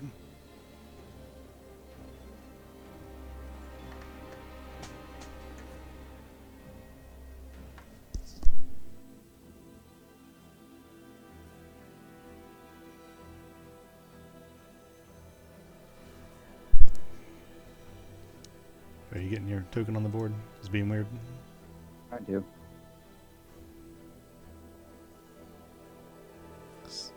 You say you do, or you do, or? 'Cause I don't see it. There it is. Okay, I'm sorry, guys. I'll be right back. no problem. I have been muted. Sure. How dare buddy. you? Anthony, you have Alright. advantage on initiative rolls. I do, don't I? Yep. That's what I was reading something. I was all like, I'm pretty sure. Well, that's a good thing I did that, huh? Okay, so 1, 2, 3, 4, 5, and Flint. I need Flint on there with, you said 7? 7. Okay, and turn 7. 7. Benny said he'd be right back. I didn't catch his number. Let's see, did he put it on the thing? 10. 10, okay. Okay, let's sort initiative. Ugbor, you are up the ladder, like, your pedals on the floor. You hear this insane, maddening gibberish language. Vorik is on the ladder, right below you, and then you. What are you doing? Let's see. How far up the ladder am I? You are 5 feet, like one space up from Vorik. Vorik is at the bottom of the ladder, but below the ladder, it's a 10-foot drop to the floor. How big's like the? Is it like big enough for him to like let go and fall down and go past Bork, or where did he like? I know exactly what I'm doing. Superhero landing. I'm gonna try to land on that guy. Okay. Yeah, there's no space there, and I'll allow that if you want to fall to that. 15 feet fall, that I don't think would incur fall damage. Let me double check. It would. It It's would. after like every 10 feet, I think. Okay. We learning today. After every 10 feet. Oh God, what is this? It's not helpful. Yeah, 1d6 every 10 feet. So yeah, you can do that, but it's going to incur 1d6 bludgeoning damage to you. Okay, I will take the 1d6, Okay. and it will be halved. That shouldn't have been with advantage, so it's just 2 half to 1. Okay. I don't know why I did 2. Alrighty, I am back. No problem. So you take 1 falling damage, and what do you do? Cool. Okay. People's elbow, dude. I am pile driving this guy right into the dirt. Okay, so unarmed attack. We'll go for a grapple. Okay, grapple. So grapple is a strength contest. So as you fall down and like try to absorb, get a hold of something of this thing's form, make me a strength check, please.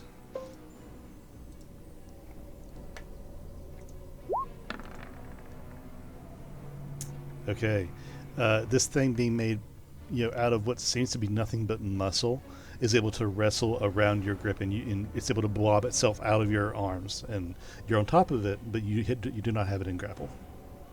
Okay. Do it again. Yeah, let's see. That's right. Extra attack. We'll try it again. We're gonna grapple this bitch. Well, extra attack would apply if you attacked the first time. That wasn't an attack. That was a grapple. That's fair. That you got. To do a grapple, it replaces the attack action. Yep, sure it does. Okay. But that means if you have multi-attack, you can do it again because it's still an attack action. Okay, but you've used no movement, and you have bonus actions and stuff still, if you have anything for that.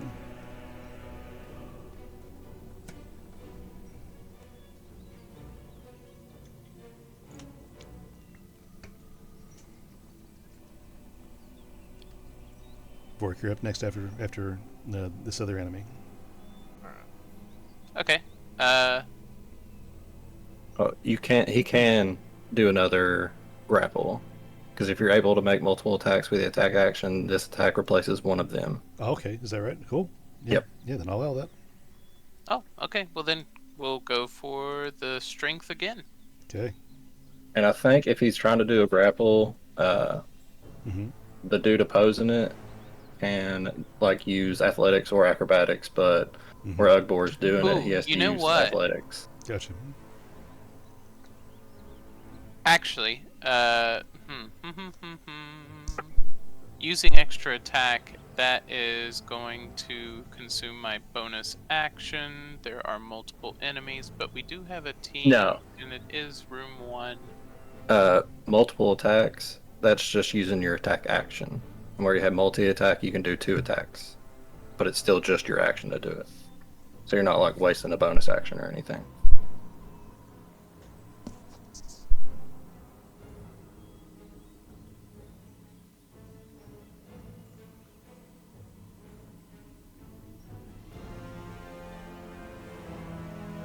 Big things. I think I need to read up on extra attacks. I didn't realize that extra attacks was multi-attack, that those were the same thing. Yep. Yep, it's It's just the attack action. Okay, well, then in that case, strength real quick. Bam, bam. Okay. What a roll. Okay. So yeah, you now had this thing grappled, and it's primed to bite you with part of its mouth. There's so many mouths over this thing, it's hard to get a safe spot on here, but you do have it grappled. Okay, its insolence makes me angry. And I rage. Okay. Now, is raging a bonus action, or is it just a thing? Just to It remind is a me. bonus action. I will... Okay. So I guess that's it for you, right? Mm-hmm. Okay. The one over here is now going to move 10 feet this way, and that's going to be all he can do. Vorik, you're now at the top of the ladder, directly above Pell. What are you doing? I'm above Pale. Okay, you're above Pell. Is there any way I can hop off around him? Yeah, you can do that. You can drop down and to his left or his right.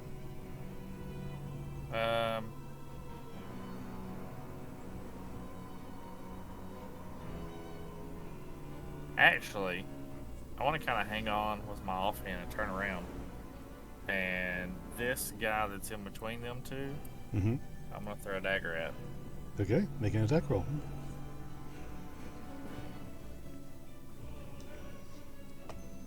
So, question. Uh-huh. Since I'm technically above him, is it at advantage?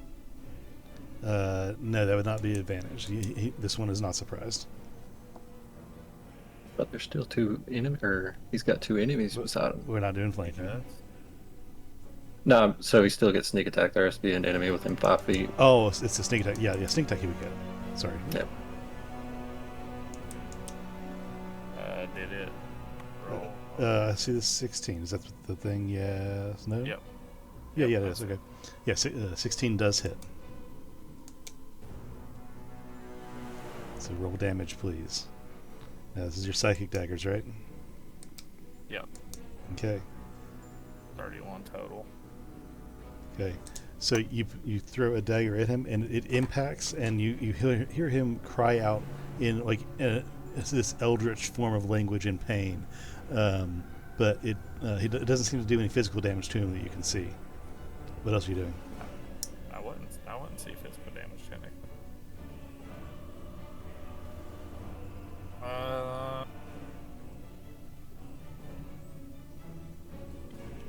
Hold on, there's so much to look through here. It's been a minute, hasn't Yeah, and there's a lot. it? Alexis, you're on deck. Yep.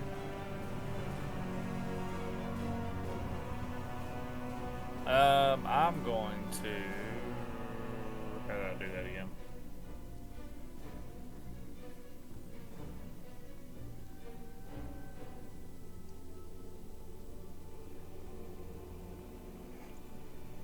Okay, so what that is, and you can see what it is, that times 10, so it's 70 feet.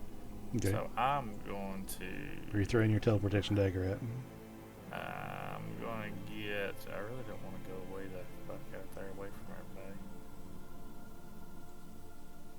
I mean, you can get like anywhere in this room. Is it a bonus action, or what is that? Bonus. Okay. I want to go here. That's 50 feet. Okay.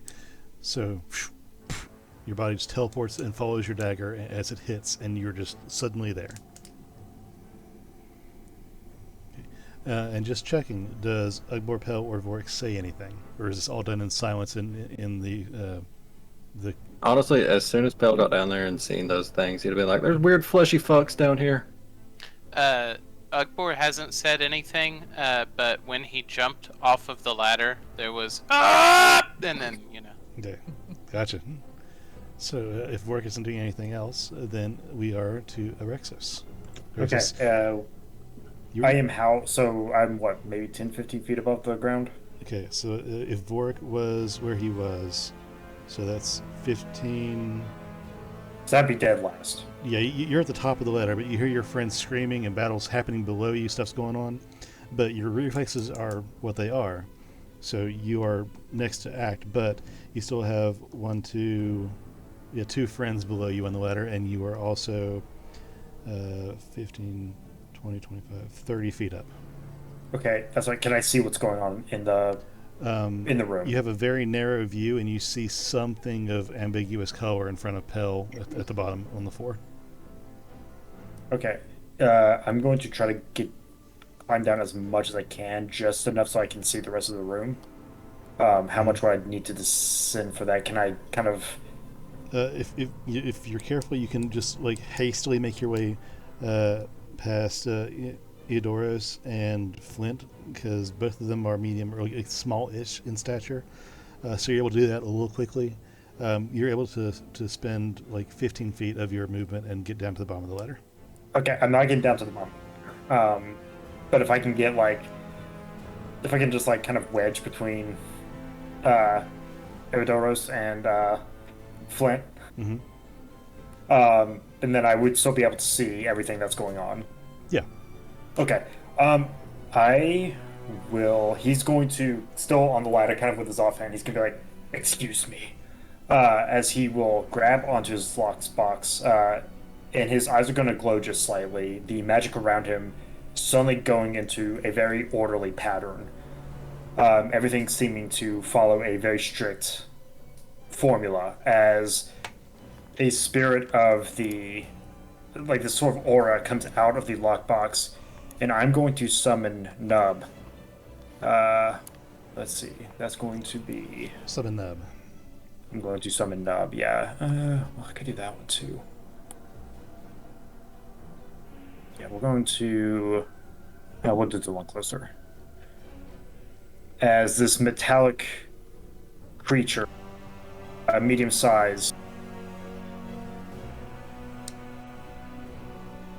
kind of starts to coalesce in front of this creature here. It has this weird kind of magic eye on the top of it, and this sort of dial, almost like a clock in its center. As Erexos is going to speak, "Destroy them." And it is going to perform 2 slam attacks on this creature here. Very good. Okay, proceed. So that is going to be some attack. 14. Does a 14 hit? It's going to hit, yes. Okay, so that is going to be 11 damage. Okay. It's going to do another one. 13. Okay, 13's going to hit as well. 10 damage. Okay. And this is bludgeoning. Understood. Okay, are you going to do anything else where you're at? He is going to... He's going to kind of climb up back above Herodios, but that's going to be his turn. Okay. So up and down over your body. It's kind of a very weird motion. Don't think too much of it. Pell, what are you doing? Give me 1 second.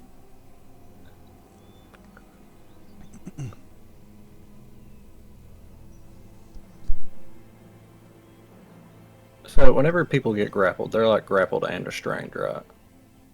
Let me double check here real quick.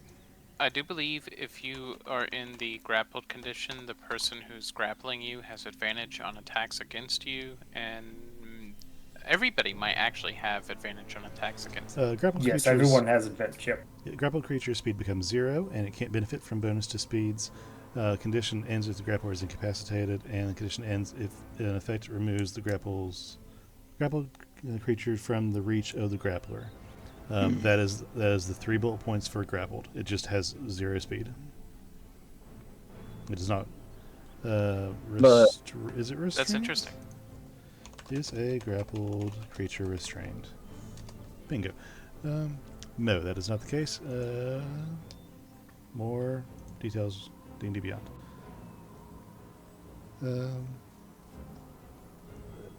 Restrained is commonly referred to when an affected creature is held completely immobile by a greater force or is held in a way in which movement is totally restricted.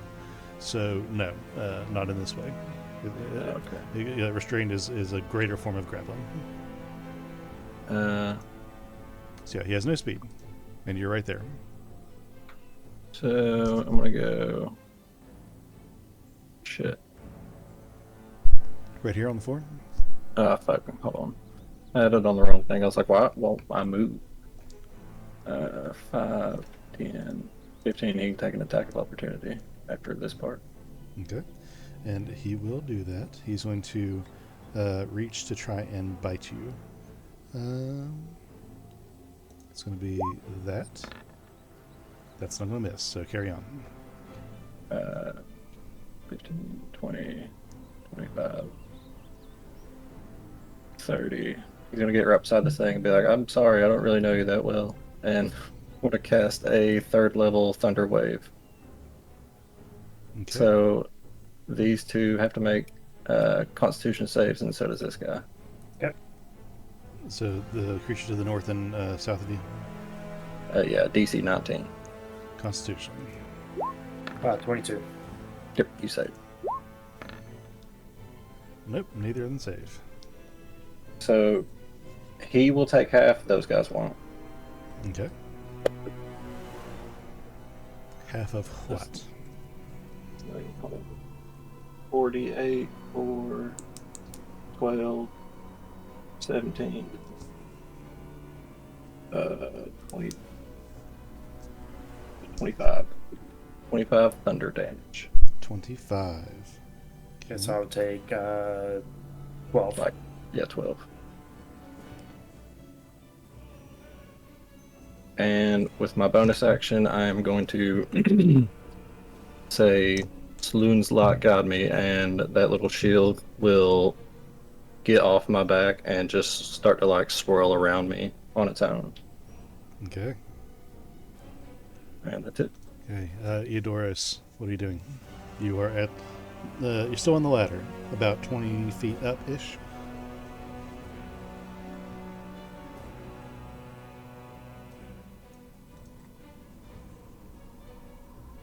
You said 20 feet up, right? Yeah, roughly. Okay. And how far is...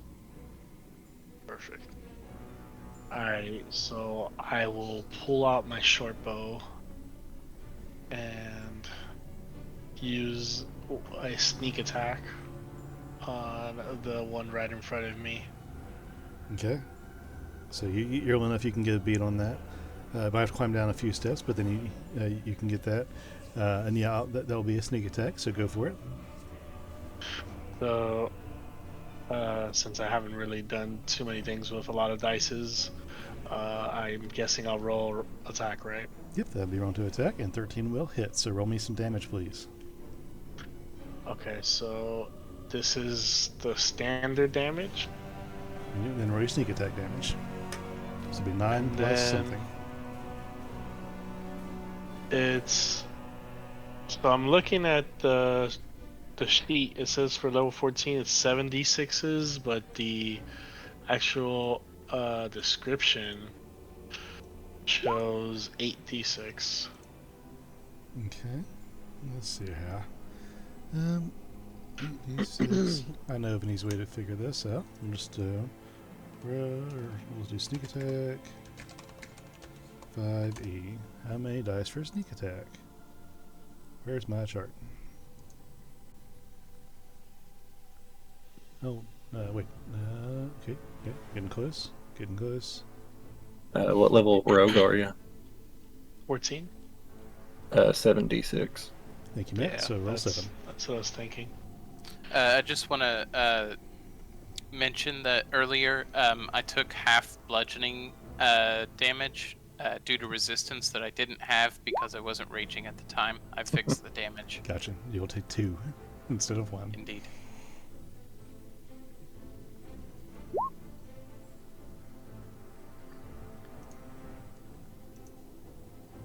Right? Is that correct?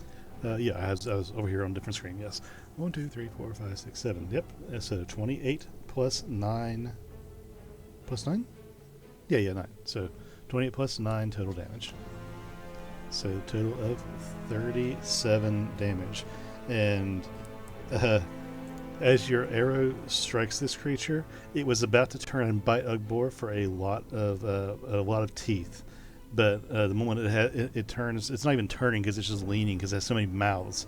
And Ugbor, you look to see it like start to bite you like around the head because it's just as tall as you are. But as it gets close to you, an arrow shoots through its mouth, and the tip of the arrow pointing at you, like stopping inches from your face, and the creature just begins to wilt and then slump over, and slowly just melt onto the ground, and it is dead. Oh, we have a bunch of pansies. And with that, I'll take my extra action from cunning action, Mm-hmm. and I guess I'll dash downward. Can I do that off the ladder? Yeah, that's possible. Okay. So I'll just put myself. How much is dash? Like how many feet? It doubles your total movement. Gotcha. So if you have 30, it'll be 60, and so on. You can use that like with a combination of like racial and job abilities to get some really broken dashes, like 300 feet, like 600 feet, like really crazy stuff. With that, I guess I'll make my way. Downtown. Yeah. This way. Okay. So That'll be it. if you're done, then this guy is dead. Next guy is going to be the guy up here. And what it's going to do is... it's going to just move 5 feet down. And it's going to do a bite attack against Pell first.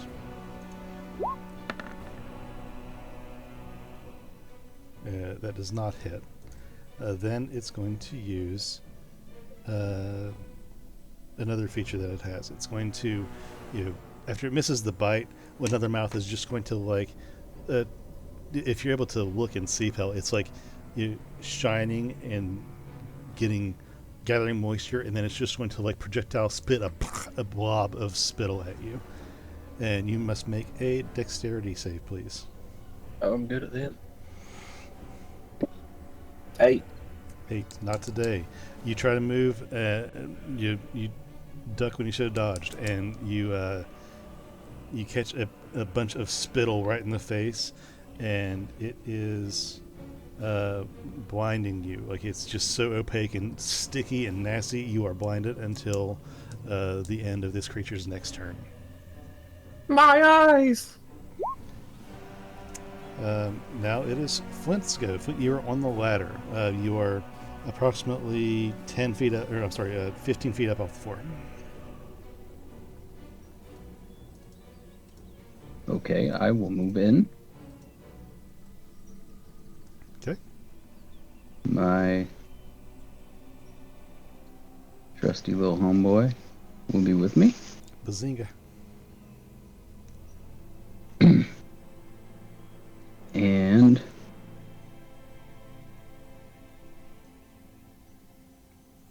So you guys watch as Flint just jettisons a small creature hiding somewhere on his person onto the floor, and this little robot with a top hat and a cigar just springs into life. yeah, don't ask. Alright. And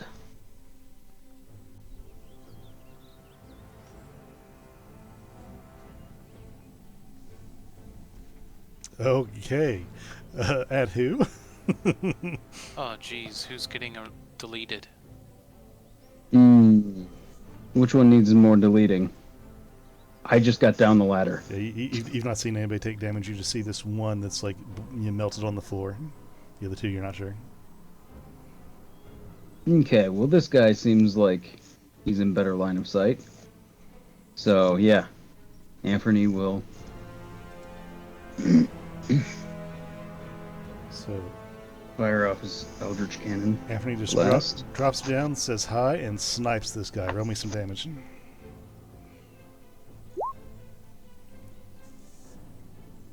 13 29. plus 16 for 29. Tell me how this guy gets destroyed.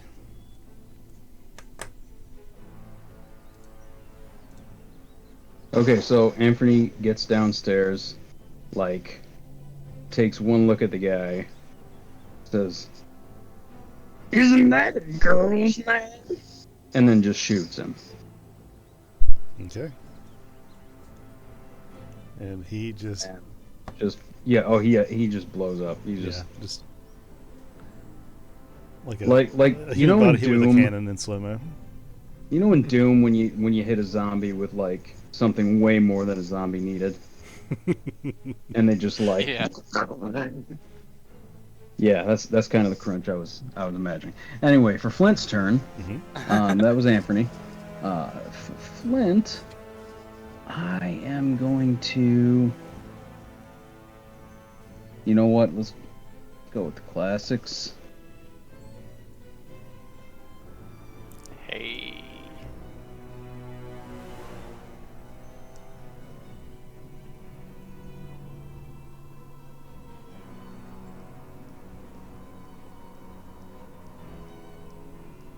So you're hitting me with that, right? No. Oh. Your ass is splashing this guy over here. Mm-hmm. Okay, cool. So where'd he go? There he is. Dex, not great for him. Nope. He's gonna take the full 12 acid damage. Yeah, you did. Okay. Are you doing anything else in your turn? Nope, I think I taught those son of a jerks a lesson. Okay, Yay. Ugbor, you're up. Okay. These guys are not seemingly very sturdy.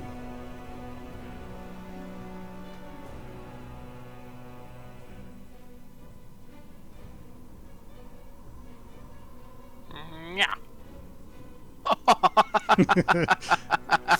from Oh, where? no. Are you moving first, or are you doing that from where you're at?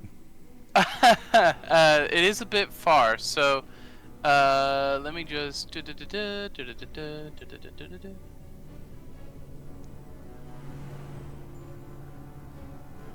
my god.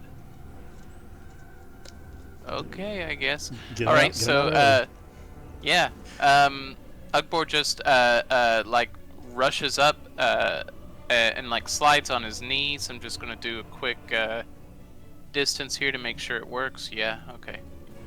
So he just runs up, slides on his knees, and swings for the hips. Okay, roll damage on that, please. Okay. Tell me tell me how you cut him in half. Yeah, well, I have to see what. Okay, cool. So, You really don't. yeah. So okay. So like I said, he just gets a run and go, and he slides on his knees, and he just goes right for the hips and bisects this thing. Okay, sliding you just off of each other and just gently in the most grotesque way, just you into the floor with some combination of blood and spittle and some other fluids you don't recognize. And so that one is dead now too, and we are officially out of initiative. Pale is just violently trying to get this shit off his eyes. I don't feel good. This isn't good. This is gross. Alexis will come down the ladder. Hey guys, Can I we did examine? it. Can I examine what this creature is? Yeah, make me an investigation check.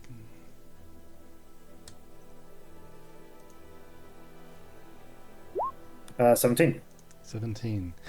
This is pretty plain to you that this is some sort of eldritch horror. This is not of this world. You don't know what this is. You've not seen it or read about it anywhere, but this is clearly an abomination.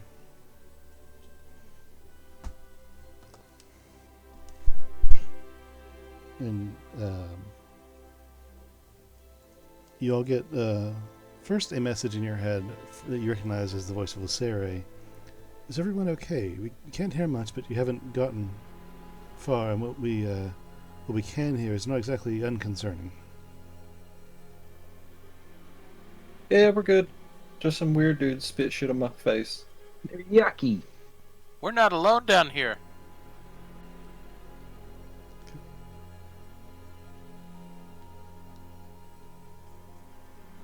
They're sending the hobbits to Isengard. Vork, Sending the hobbits to Isengard. Oh, I'm Wait. not. I'm muted. Okay, I am not No, muted. you're not. When you all came here last time, were the doors open to the astral sea? The doors to the Astral Sea. Let's see. I believe they're in a hallway just off this way. Ugbor has the Wanderer background. He should actually be able to Yeah, remember it's exactly right where they here. are. Mm-hmm. Were things coming from them? This is the hall that No. we don't want to go down. This is I remember here. That one's big stinky. Vork, you hear Torin tell you to keep us posted. Will do. Now, I recall that we opened up the doors. Did anybody go in? I don't think we went into the areas themselves. We kind of opened them and we're like, Like, I that know leads you us- and Flint went to the astral plane, but I don't think it was. It wasn't this. It wasn't this time. so Eodoros, you hear another voice. You didn't help before, but you weren't here before.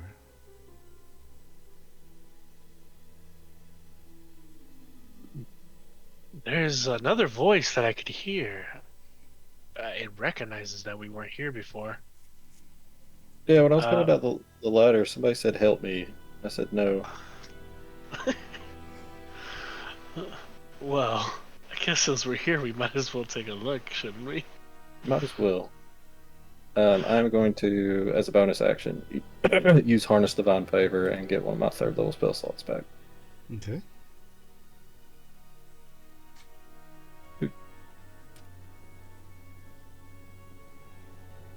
And I know most of us know that this is the way towards the Astral Sea place, right? Mhm. So let's head this way. Ugbor, you should get in front of me this time. Okay, that sounds good. We'll put the pointy end forward. There we go. I'll be right behind you. Okay. As you guys approach the door, you hear more of that haunting eldritch gibberish just on the other side. Alright, guys. Whatever's on the other side of this door is probably going to be a problem.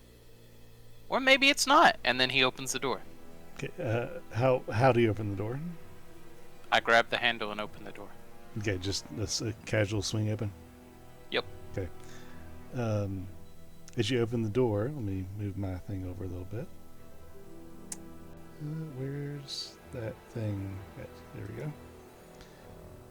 As you open the door, Ugbor, you immediately get a face full You of immediately die. a face full of another one of these creatures, just spitting this gibberish at you. I need you to make a wisdom save. Oh, dude, I'm so good at wisdom.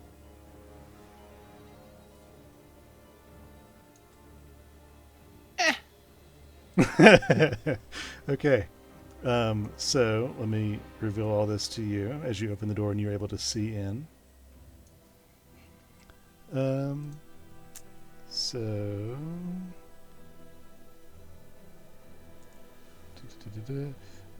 Can't take your actions until the start of its next turn. Roll me a d8, please. You said a D8? A d8. Okay.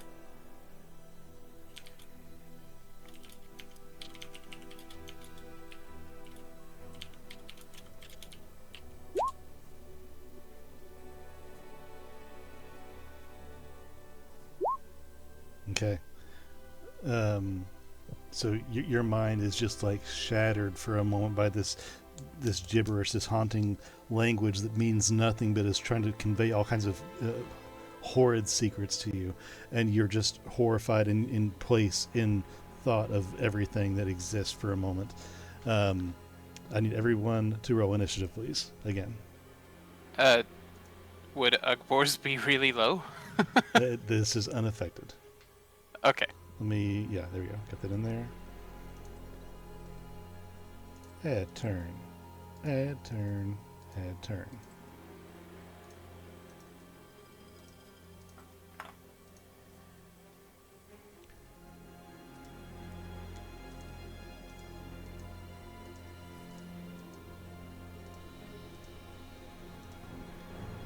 Okay.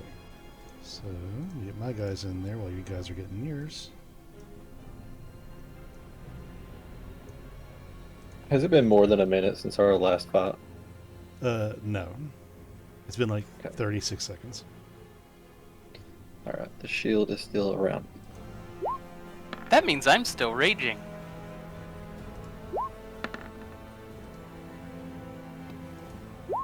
Let's see.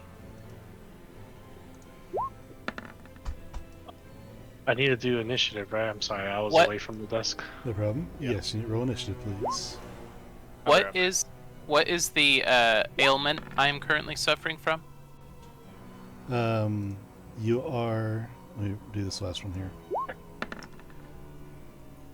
You cannot take reactions until the start of that creature's next turn, and on your next turn, you do nothing. And this is called frightened? No, this is not frightened. This is... What? This does not have a name. This is an eldritch effect, basically. Oh, okay. Am I still blinded? No, it's been a full turn since that. You are no longer blinded. This bit has like you've been able to be washed and pulled away from your face. Let me look at the thing here. The door is open, right? The door is open, yes. So, what you're experiencing right now, Lord, you are raging, but you're raging in horror. It's confused, Okay. confused screaming. Eldritch horror.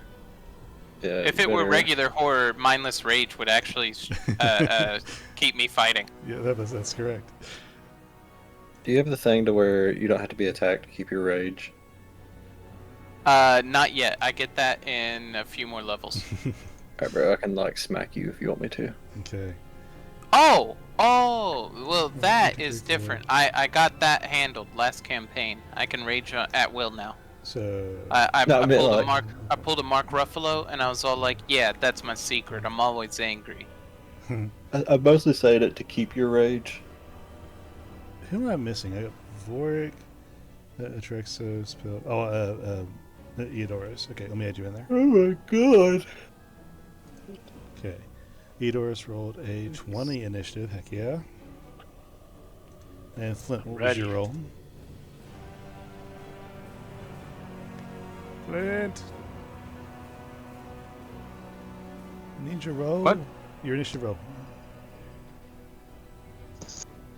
Yeah, dude, you know that fight we did so well at? We're already in another one. 14. 14. Okay, and with sort. I'm back. Cool. Ugbor, you open the door and see this. Your mind is blanked with horrid knowledge. So your turn is essentially skipped. Eodoros, after you see Ugbor open this door, and after like just blasting his way through two other enemies, he sees this and can't comprehend what he's looking at and freezes. What are you doing?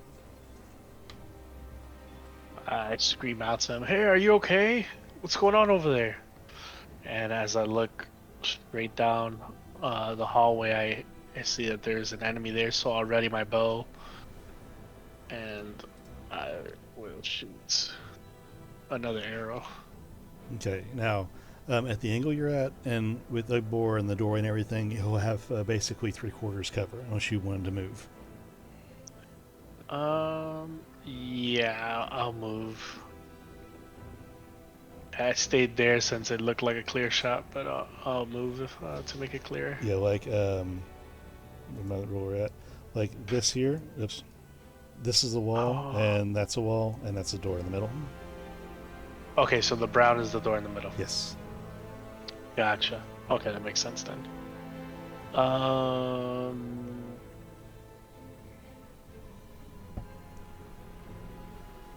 There.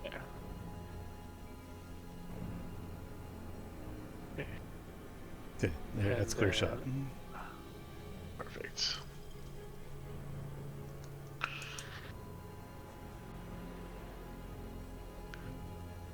So that's my shot.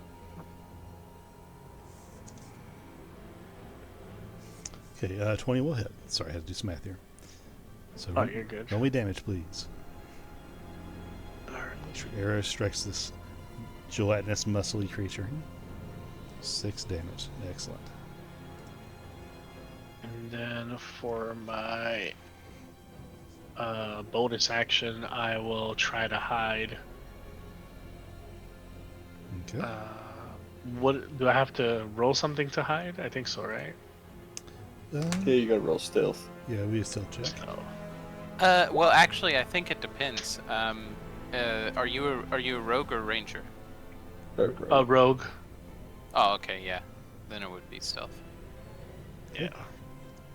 Then it is the guy at the end of the hall's turn. He's going to move 10 feet and stop and emit this. Just all of these creatures are just talking in nonsense, but that's what he's doing in his turn. So next it's going to be Vorik's turn. You're the next to act.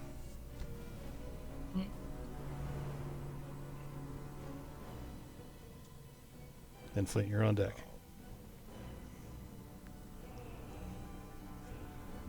Hold on, I'm trying to find something here.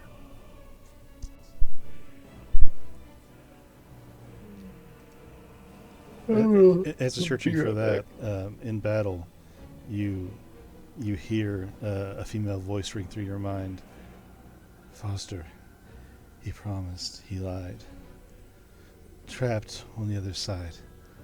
And just like this breathy, quiet panic.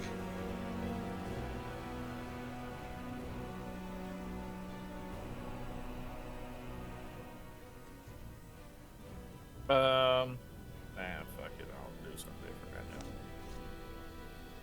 So, did this guy get hit? Yes, he got hit. That guy.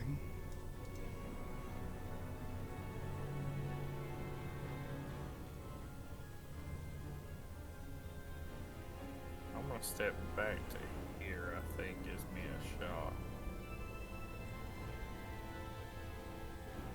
I'm gonna pull the knife necklace. I'm gonna pull it off and activate Fey Bane and turn it to the bow. Okay. So you pull the shimmering, silver-looking knife off of the chain on your neck, and like put the knife in front of you, dagger side down. Your other hand grabbing the air in front of it, and you pull it back. And as you pull it back, it transforms into a bow that you've immediately drawn.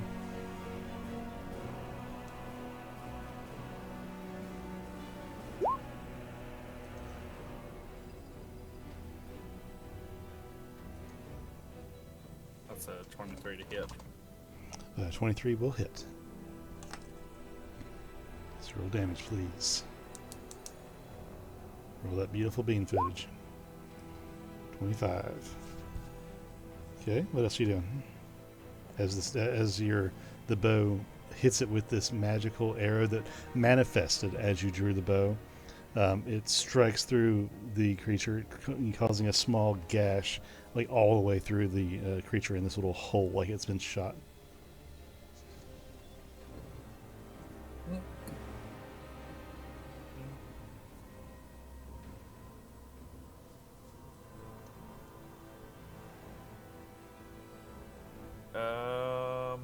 I'm going to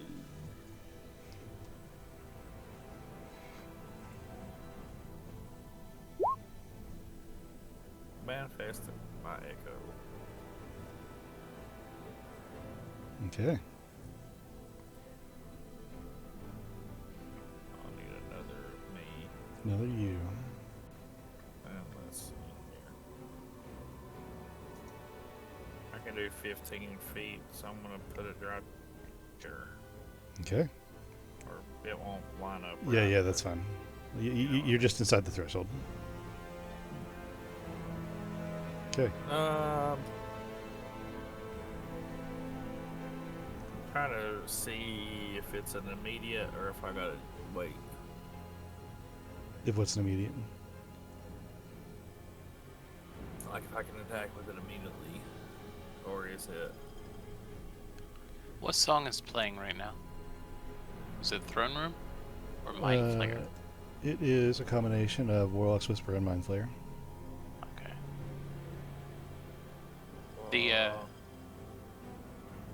The wind section of one of those tracks reminds me of a sample from Arkham, the Arkham series.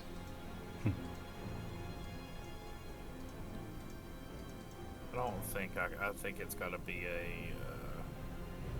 On your turn, you can command Echo to move. Yeah, I don't think it's an immediate thing.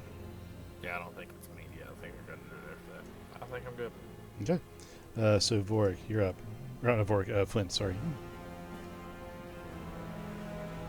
All right. So, my boy Anthony, Mm-hmm. gonna fly on over here as soon as I can move him. Here we go. And he is going to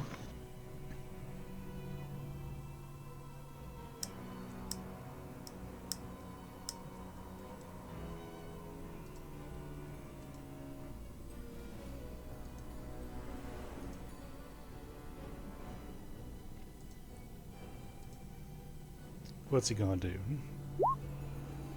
Eldritch Cannon. He's gonna blast him, and he makes that hit. Sweet. Just roll up, boom, straight hit. Give me some damage. 13. Okay. So the Eldritch Cannon blasts him, and he just bits of him fly off as the energy particles just rain across him. What is Flint doing on his turn? All right, Flint is going to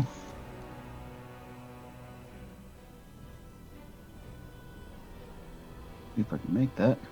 And Erexos is the next player. What's that? I was saying that Erexos is the next player in line. Oh, okay.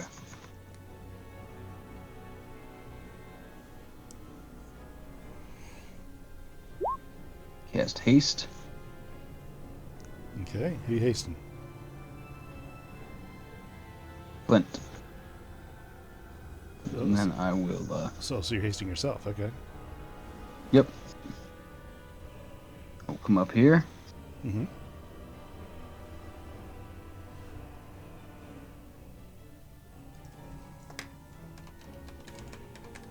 I will use... Where is it? Doggone it. Alright, hold on.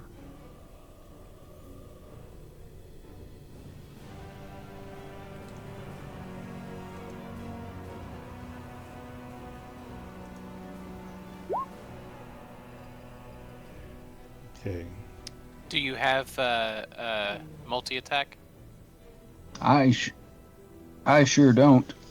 Nope. So that's. But I also... Go ahead. Do you have anything That was you can do with that your was my bonus haste action? action. Mm-hmm. Okay. So unfortunately, even though a 12 would have technically hit, that is a critical failure where you rolled a 1. That's fair enough. And then I will...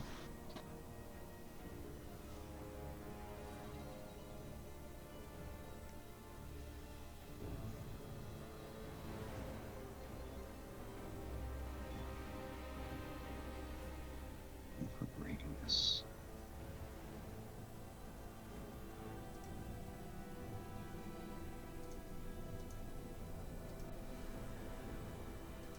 All right. I will cast shatter focused on this guy Okay. You're right. right here. Oh, which one? I didn't see. Just so it'll hit this one, Okay. this one, and this one. Gotcha. Okay.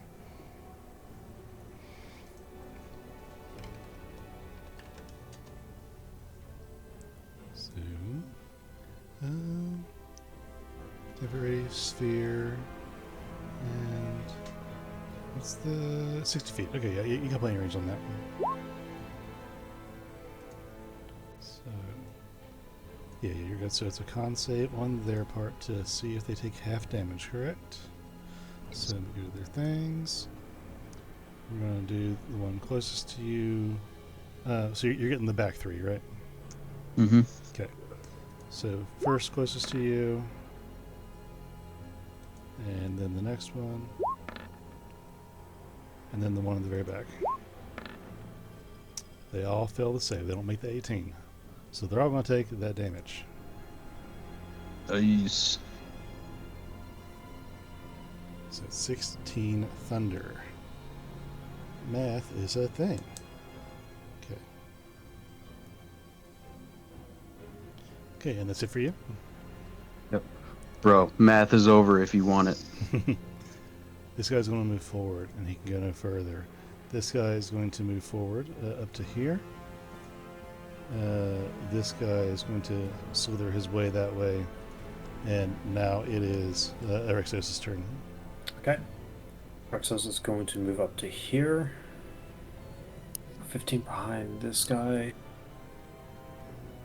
And can I see this creature here in front of? Not currently. It is the one doorway is clogged with allies.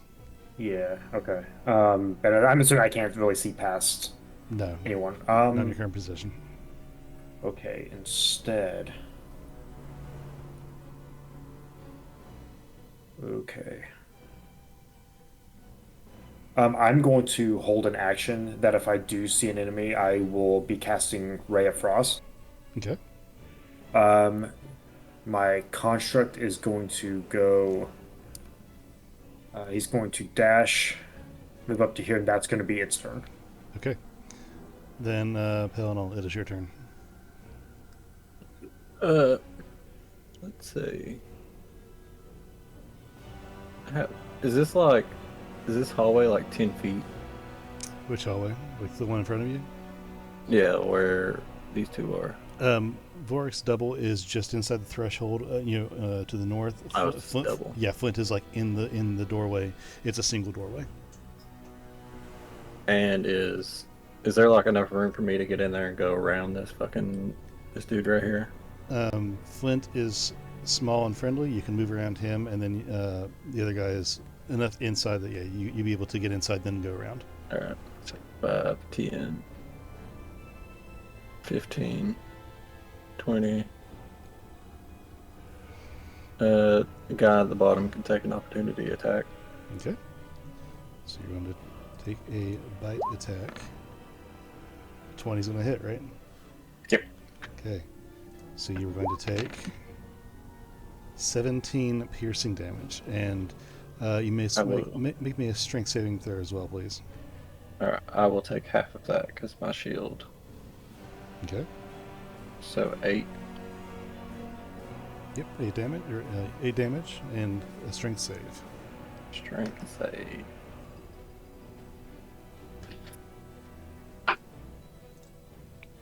Uh, 17. 17. Okay. It tries. 18. Never mind. My bad. 18. It bites you and pierces you, but before it can get a second chomp in to pull you into itself, you're able to pull yourself away from it. So continue, please. All right. Bonus action. Second level. Second level spiritual weapon. Plop down right there, and it will come out and take a swap. Okay. Dirty 20. Okay, it's going to hit, please. Damage. 7 force damage. 7 force damage. And this guy back here needs to make a DC 19 dexterity or save. I'm casting Sacred Negative. Flame. Alright, 3d8. Is it 3d8 or 4? I'll roll it over here. I think it's 4. It is 15 radiant damage. Okay. Well, Do- 19, I guess, altogether. Okay, 19 altogether. I see. All right. Heavy damage from Pell. As the magic from both your attacks follow through, the one at the end of the hall is going to react to his friends, his companions here being in pain, screaming out with his own amount of gibbering as he scurries forward as fast as he can. And moving on to the one at the front of the hallway, he is going to make a bite attack on Flint first. That's going to be a 19 to hit.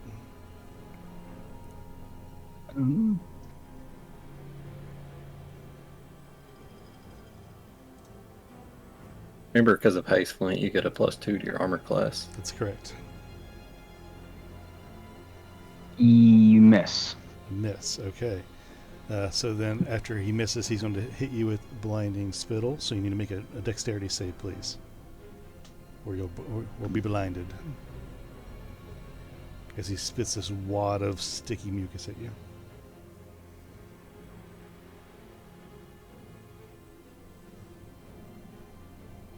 Nope. The spittle covers your entire face, and it gets in your eyes and your nose, and you are now blinded until the end of the creature's next turn. All right, and then Good. No. And then Anthony is gonna step up and say, "Sir, go and spit shit in his eyes." And then he's going to shoot at him How does he do that? with his gun. I mean, it's not your turn though. Anthony? This is you being attacked. Does he? Oh, never mind. Oh. Never mind. Okay. This is, he's unlocked his inner chakra and is using the ultimate reaction jutsu. Obor, you see your friends My start to pile. angry asshole puppet will not wait. You see your friends Obor start to pile in this room, and bites and attacks start to fly off. You come back to yourself. What are you doing? Oh. Okay, I'm no longer fight mode or whatever. Yep. Bop, bop. Excuse me, Flint. I have to have a discussion with this guy. Wait a second. Hey! Wait a second. You started your turn there. Yeah, you need to make another wisdom saving throw. Oh, I see. Okay. So I am still horrified. Well, no. You just need to make the saving throw to see if you're going to remain. I mean, the previous effect from that round ended, but where you started your round within 20 feet of this creature, you need to make another one. I got you. Wisdom save. Beep bop. Beep, ba-da-ba-da-ba. You're horrified. Cool. Okay. So you can continue to do nothing as you just are in all of this. You cannot process. It's like being frozen, Eudorus, stuck in a box. it is your turn. Good reference. Give me like 2 Yeah, minutes. it's No the DM's only chance. You shut your whore mouth. we gotta put that thing that does 300 damage in a single turn. We gotta put that in a box. That can't be. Put it in a box. To be fair, realistically, at the end, how many times should you have went down and did not go down? No, I went down a bunch. I just kept standing up because I'm a fucking beast. Man. Yeah, that one shit, you're like relentless endurance or some shit where you just you kept getting hit and still making the save to get back up. Yeah, like 3 times. I think we missed once, so I technically should have re-rolled like a Rerolled. 20 instead of a 15. We woed. We load. Okay, Eudorus, you know what you're doing yet? Oh yeah, just what's it called? The wife called me, so I have to run over there. Give me like 1 minute. I'm almost done. Yeah, no problem. And Vorik is next after this Moinsters. creature. After the Moinsters. Well, guys, I feel pretty good about making a wisdom save. I've got a +10 to him. So do I. Alrighty. I know I have a bunch of people in front of me, so there's Yeah. probably no space to get through, right? If you move up a little bit, you're able to shoot over Flint's head. The monster would have half cover, but you will be able to make a shot. This Flint is Yeah. pretty short. Talking shit. Telling you, bud, you better chill with that shit. So I will do with 12. the short bow. Okay. The 12 misses. Oof. No, wait. Sorry. Math bad. Math bad. Yeah, that hits. Okay. Beautiful. Okay, 5 piercing damage with your bow. Okay. I wouldn't happen to be No, on advantage, right? no, but You do have an ally within 5 feet. yeah, I was gonna say that is sneak damage, right? I forget how sneak damage works. If it's Yeah, it'd be sneak damage. yes. Either Is he- advantage is he a- or... Yeah, but doesn't he need to be like a swashbuckler to do that?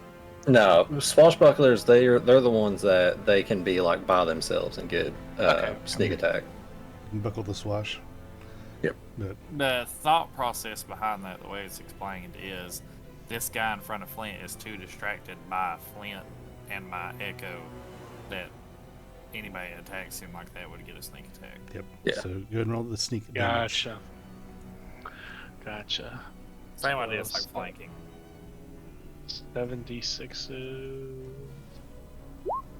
22 plus 5 for 27. Once again, your arrow hits this creature, just pierces through him, and then with a little bit of force from the velocity there, it just knocks him backward, and he falls down, and he is dead. That evil. Okay. Hey, that means I'm no longer horrified. Correct. The thing affecting you is dead, so yes. With my extra turn, I'm gonna go into stealth again. Bonus action, hide, stealth of 11. Very good. Okay. You Oh, see this and guy? If this guy were playing a Gloomstalker, he wouldn't die like I did. no, bro, you just can't be face to face with shadows. Remember, you're not Ugbor. Yes. Yep. Okay. So the one in the back here is going to move up a little bit, and then it is Vorik's turn. Oh, and Dustin, if like these dudes' passive perception is below what he rolled for stealth, he is like effectively fucking invisible from him right now. Mm-hmm. Oh, Azrael, this guy. Yeah. Well, that is going to be so, because these gangs ain't very wise. So if he does make an attack next time, he would have advantage on it. Oh, yeah, that does make sense. Yep, sorry. Cool. I'm gonna move up to.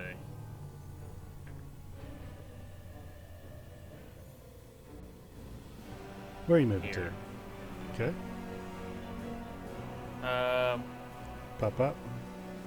I'm gonna lick the pail and I'm gonna say, let's see how this goes now that she's in control. And I'm gonna attempt to transform. Okay. So tell us how you transform. Well, we about to find out what it turned into first.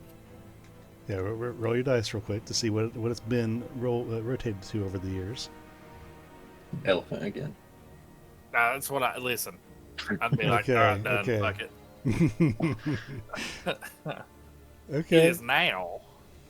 So, Vork's gonna hit all fours. You're gonna see skin tearing more than it already kind of is fucked up. Fur coming out of it. Weird thing is how my shit gets absorbed into my skin, so I just end up naked. But ears pop out, face starts to elongate, I grow a snout, and you now have a zombie werewolf standing in front of you. Classic. Still good dead eyes and all that. Think of like a Lycoy cat, but dog. Hey, remember, you still have to bite me like that one day. I do.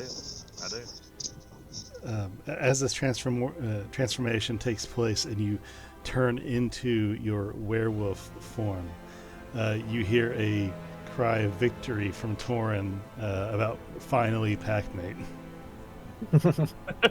He's like, yes! Ugh, another one. So I'm going to look to this thing in front of me. Now here's the weird thing. I'm gonna add these bonuses here. So I get a multi-attack. So I can do bite and claws on this guy in front of me. Okay, so roll those attacks, please.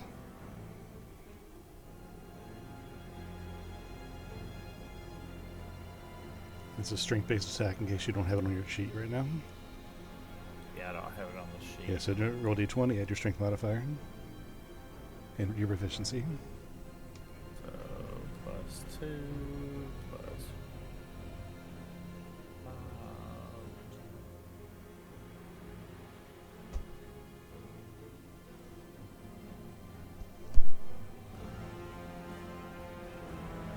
5. Oh, I forgot about this until just now.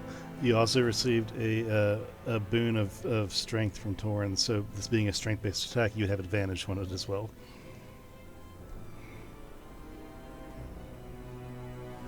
And I also get a +3 to hit on all my attacks. Yeah, so on top of that, So +10. And so do all that and then do it twice for advantage.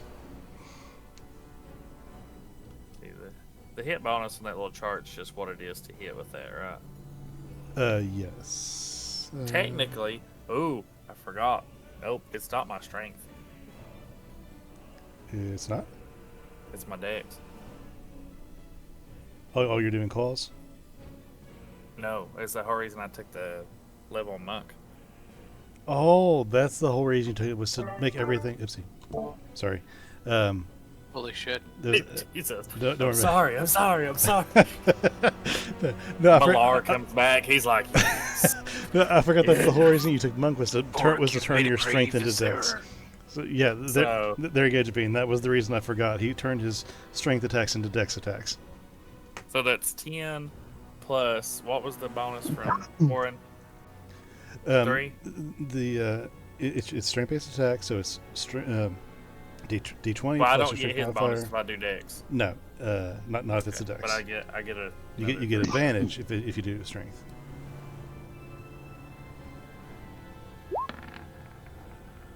Oh, that was so close. Okay. I saw that. A 15. It's almost a 20. 15 does hit though. Okay. Alright. Let's see. 3d8. 3d8 plus 4. 4. 23 damage as you bite this creature and tear off a chunk of it with your teeth. Then I'm going to hit him with a slashing too. Okay, give him a slash.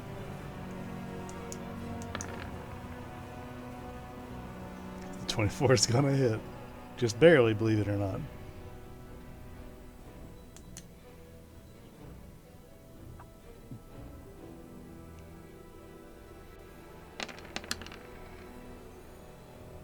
Okay, this thing is still barely standing as you tear off chunks of it with your teeth and then your claws, just drawing this bloody ichor from this horrid creature.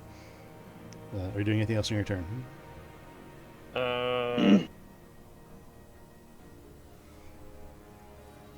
Bite me, damn it. I mean, I'll bite him if I can.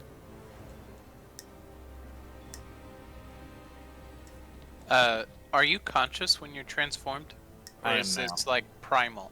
No, I am now. He is now.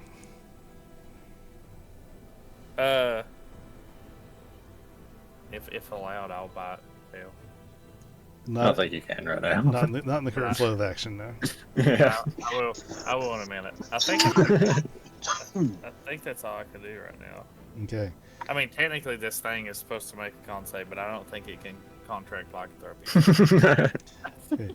So Flint, I think we're good right now. Flint, as it rolls to your turn, you're going to see another one of these creatures slither through one of these open doors, and as it does, you're going to hear a delicate feminine voice in your mind. Quickly, dispel the doors before it's too late. Then it cuts off. What are you doing on your turn? Said close the doors before it's too late. Dispel. And as a point of note, as this happens and you hear this and you take note of what's going on around you, all of the doors are open. Like not only are all the doors like opened up, but they have like been torn off of their hinges. They no longer exist, and these doorways are just paths to dark oblivion on the other side of the threshold.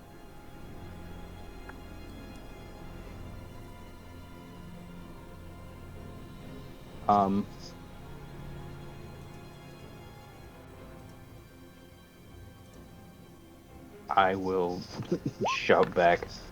Well, that's nice. How? And then I will take my hasty ass over here. Now, is it flanked if it's like not if there's no one on the other side of me? I mean, technically yes, but we're not using flanking rolls. Oh, okay, never mind. Just realized something ironic. 17 will hit. What would you realize? A zombie werewolf. I'm just looking up on Google. Mm-hmm. Looks a lot like a Wendigo. That's great. Flint, tell me how you kill this thing. Because I take my giant slayer and I say, you have a real attitude problem. And I hit him in the eye. Okay. He has many eyes, but you pick one as your favorite and just crush Yeah, it yeah. into what remains That of his one body. had to go. And he's just smashed into a bloody pulpless puddle on the floor. And he is dead. All right. And then, let's see here.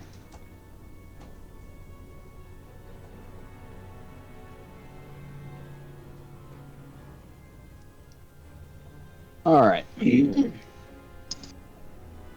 I will cast Shatter again. Focused right here. Okay. It's a 10 feet thingamajig. Thingamajig. Yeah, you can get all these guys, You talking about his dick? basically. So, and it's a And con save, right? Correct. Okay, closest to you, bottom. I'm not sure why it's... Closest to you, top. Right. Middle. And back. Okay, what's the save amount? Sorry, it didn't... didn't post the first time. No problem. And it's just not posting it. Hold on. Oh. Okay, 18. So the back one makes it, the one then furthest from you. Like, here, this guy, he's fine. Well, he takes half anyway. So 4 damage, except for the back one guy in the back, he gets 2. So 4. Got it. And then Flint will put 2 fingers to his mouth, like, and then go.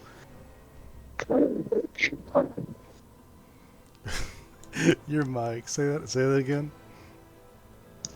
He'll put his fingers to his mouth like he's gonna whistle for Anthony, and he'll go.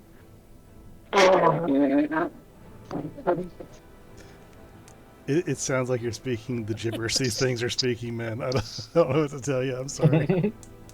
No, it's a farting sound. Oh, Just okay. like it was a raspberry. It was supposed to sound.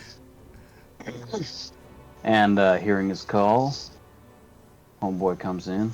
Anthony.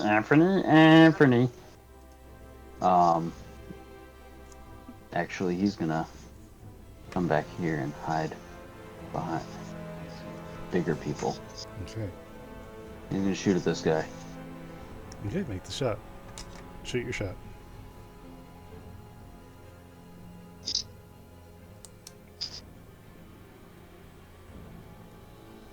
My computer hates me. Just fucking load.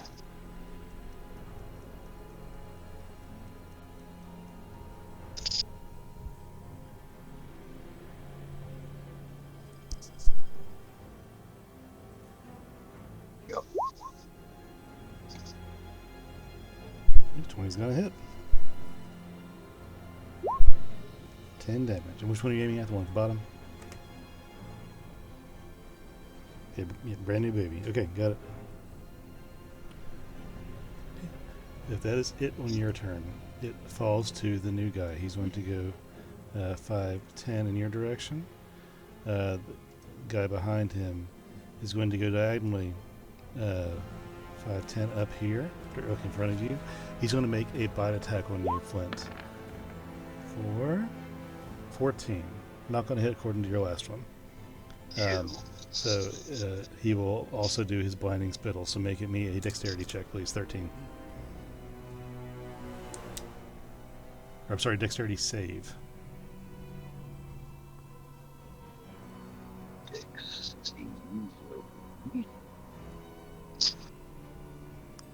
And X-ray 9. 9's going to fail, and you are blinded yet again. And I think we forgot to take into account your blindness this last round, but that's on me. I forgot. Everything's fine. But you are blinded now. I'm going to put a little dot so I don't forget. It's just disadvantage, right? Yeah, it was just disadvantage on your. Okay, it was a 17 or a 17. Okay, so yeah, that's fine. So yeah, but you are blinded now, and with that, it is Arexos' turn. One last question.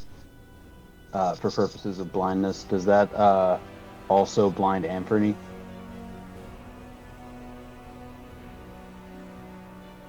Tiny cannon. Sorry, I was doing some off to the side. I heard tiny can. What were you saying? Does the blindness does that also? No, it does not affect Anthony. Okay, cool. Just you. All right, thank you. Yep. Right, question. If I move to here, would I be able to see into the hallway? Yeah, it'd be fine. Okay. The north half of the hallway on the map would be kind of obscured, but the bottom half. And I can see the bottom half, right? Yeah. Okay, perfect. So Rexus is going to come to here. He's going to point his finger, and at the spot on this tile, in front of this guy, there's going to be this kind of hazy ball that's going to soon start to expand. This guy, and the guy in front of Flint is going to need to roll an intelligence saving throw for synaptic static. Okay. Psychic fireball. You said an intelligence save, right? It's intelligence save. Save is 18. That's gonna be rough on them. Okay, top closest, middle bottom, and back. What was the number you said? 17. 18. 18. Yeah, none of them make the save. Okay. Actually, what is their intelligence score? 3 for a -4. Okay, okay. So that is going to be 8d6 psychic damage. We'll do that first. 31. 31 damage to each of those. To all of them. Okay. To all of them, and then every single one of them now. Let's see. Yeah, they're muddled for 1 minute. They have to roll 1d6 whenever they do an attack roll and ability check, and subtract that number from those attacks or checks. If they're concentrating, which they're not, they would need to roll Constitution saving throws. But they can make an intelligence saving throw at the end of each of its turns and end the effect on itself for a success. Okay. I will post it right here. Yes, please. So I gotta do numbers. God dang. No, wait, hang on. There we go. Okay. And then for my bonus action, he's going to come up to here, and he's going to make 2 attacks on this creature here. Okay. 14, 14 is going to hit. 11 damage. Okay. And to which one? I didn't see. The one that did not get hit by the synaptic static. Okay. Yeah, I see there. Gotcha.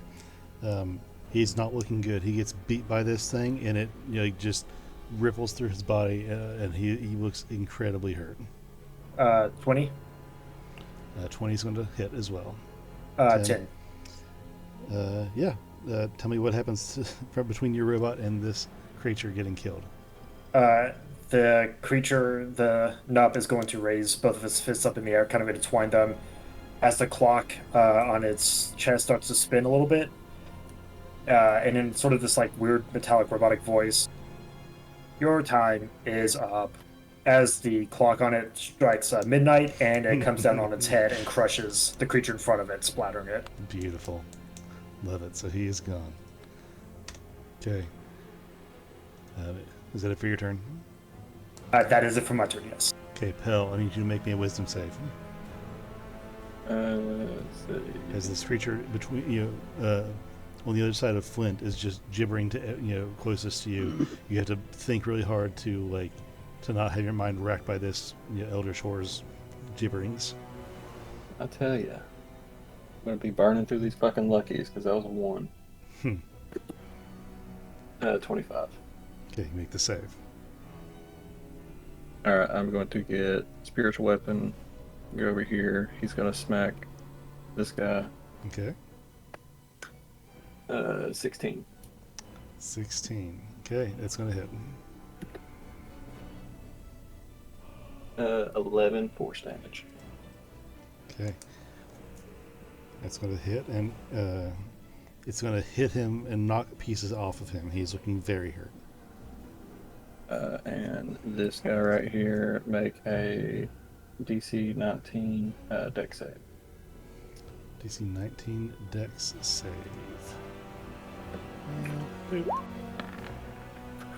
Nope. Not gonna make it. 13. Hey, boy, you're up next. 18 radiant damage to that guy. Okay. Okay. Good to know. So he gets rocked by some Let me magic. see. I'm gonna move in front of this door. What is this door like? Is it opened right now? Yeah, it's opened. And when you look through it, you see this infinite blackness, and you see some a starscape kind of dotted very faintly in the distance. And it's very trippy to see this infinite space on the outside of this basement that you're in. I closed the door. No, there's no door there. It's been shattered and taken off. Oh. However, when you look through it, you see just a little bit down, maybe 50 to 75 feet vertically down and away from you at a 45-degree angle.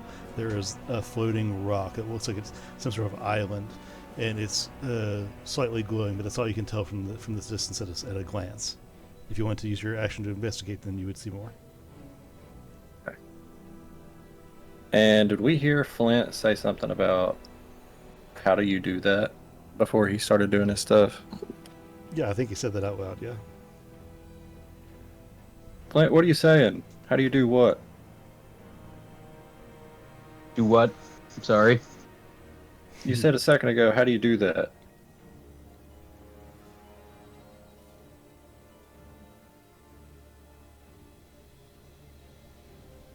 Oh, sorry.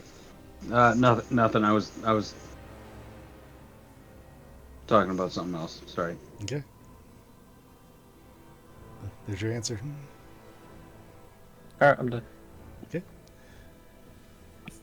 So this guy right here is going to run here and do a bite attack on you, Pale, and miss. And then he's going to have you. He's going to burp spittle on you again. So make a dexterity save. Fucking 8 again. You're blinded. Just you covered in another round of just a gallon of spit that just globs on your body and it gets right in your eyes. Ah. Okay, Ugbor, you are up, my friend. Okay, Ugbor will run into the center here. And attack 1 will be against this guy. Okay. Also, I'm going to... No, I'm not either. Okay. I exited rage while I was ordered. That's correct, you did. Dude, is this broken or what? Hang on, I'm gonna hover, make sure you didn't type that in. Yeah, it's an actual... Oh, no, it's a 19, but you crit on a 19. Oh, that's it. You Yeah. bastard. Okay. Okay, well... Yeah. What are we doing there, boss? So you tell me. Okay, alright, so this one first. This sword I'm using, it's called the Giant Slayer, right? It's pretty big two-hand sword, so I'm literally going to use the flat part of the blade, and I'm just going to squish him into the ground. Okay. Fair enough. It's heavy enough and you're strong enough that you're able to just flatten this guy. And like a hydraulic press, it just up and around your sword, just... Now, since my blade is flat, I'm going to swing around, and I'm going to hit this guy. Okay. Dude, if this is 29... Okay. Close. Might as well be. Make your damage roll. No rage. No rage. Okay. So that's exactly how much health he had left. So so you swing your sword around and bisect another creature, and one half of him tumbles sideways and then falls out of the doorway and starts floating away into the darkness. Okay. Ugbor laughs roariously. Bro, you really are guts right now. Okay, Eudorus, you see these people you've been partnered with to take care of this perform in this way in the situation. What are you doing?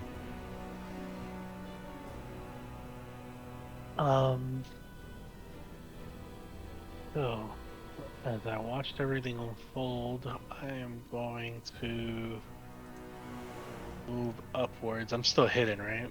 Yes, you're still hidden.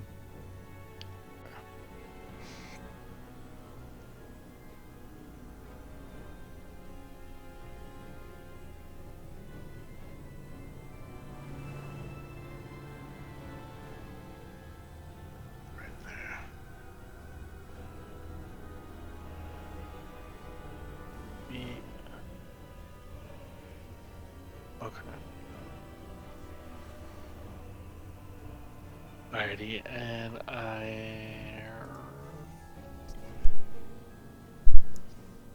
too much.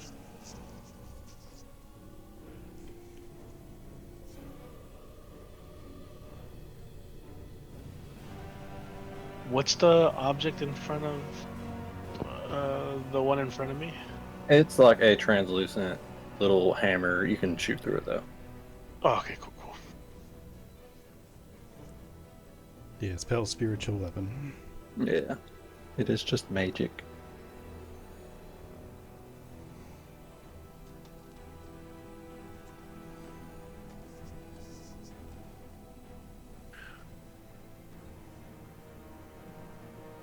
I'm debating if I should go in. Because I have an extra 10 feet with superior mobility. Mm-hmm.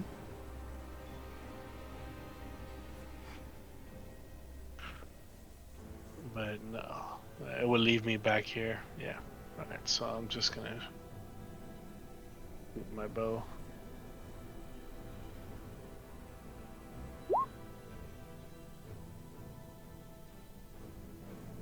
Okay, 13 is actually still going to hit, so roll me some damage, please. Nail it with that bow. Alright, Man can't miss. yeah. 7 damage, okay. Not a lot. You do cut through him a little bit with your arrow, but he's still standing as much as this thing can stand. Well, he would have had advantage on that one. His hide from last time. That's correct. Thank you for the reminder. Yeah, roll me that attack again. Oh, no. No, he 76. rolled the advantage there. It was a 28 with the advantage. But yeah, he gets a sneak attack though with it now. He does. Yeah, so yeah, roll stick attack too. 24. Okay. So you tell me, is it the same as last time? How does this arrow cut through this creature again and fall at your feet? With the force that I used while pulling the bow back, it shoots straight down the middle, and with enough force, it creates a hole right down the middle Okay. of his chest cavity. All right. So just blows a hole through the center of this with even more force than before, and it just slumps dead and bloody.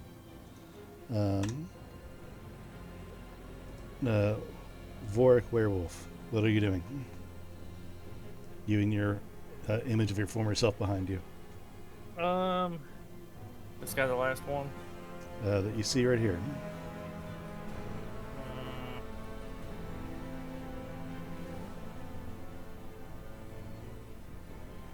I'm gonna run up to him. All forward run, Mm-hmm. and then like jump up and multi-attack him when I get up there. Go for it.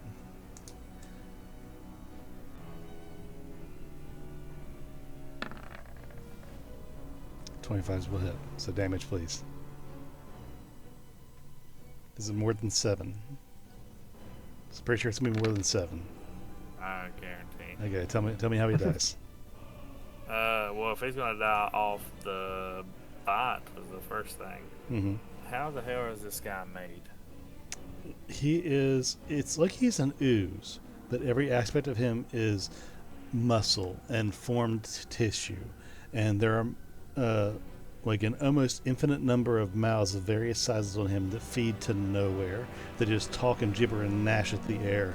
Eyeballs just on eye stalks and butted into the flesh, and he's just this amorphous, terrible piece of existence.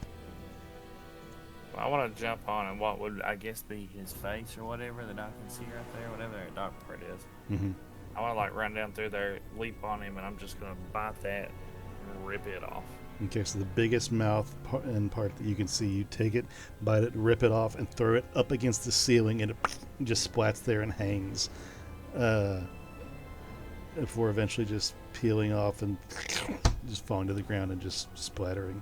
And it slumps over as it spurts blood and ichor and spittle everywhere, and it dies. Okay. I want to look around and see if I see anything else, Perception check, quickly. and see if I smell anything else as well.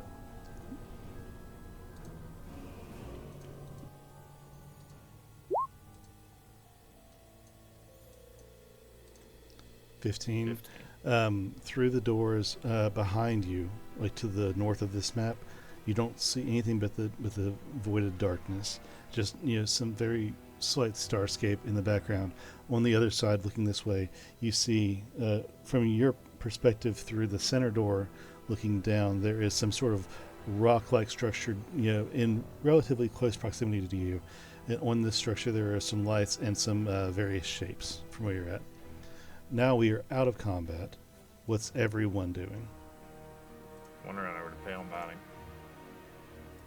Yes! They gonna attack roll? Bodily! I want to run up to him first Mhm. and Hey. let him offer where I bite. That way I'm not just like attacking him. Just do it on the arm.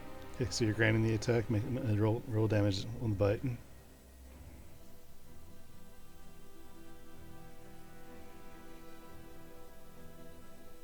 Just the damage. Just damage. Guys, I'm a half orc, and this seems a little barbaric. Okay, Pell, you take 19 points of piercing damage. Half of that. Make, Because I am. make me a Constitution save as well, please. Can I just autofill it?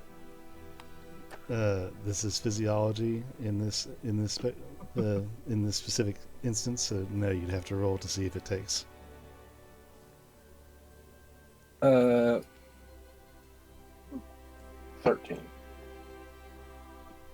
what's the save, Channing? On 10.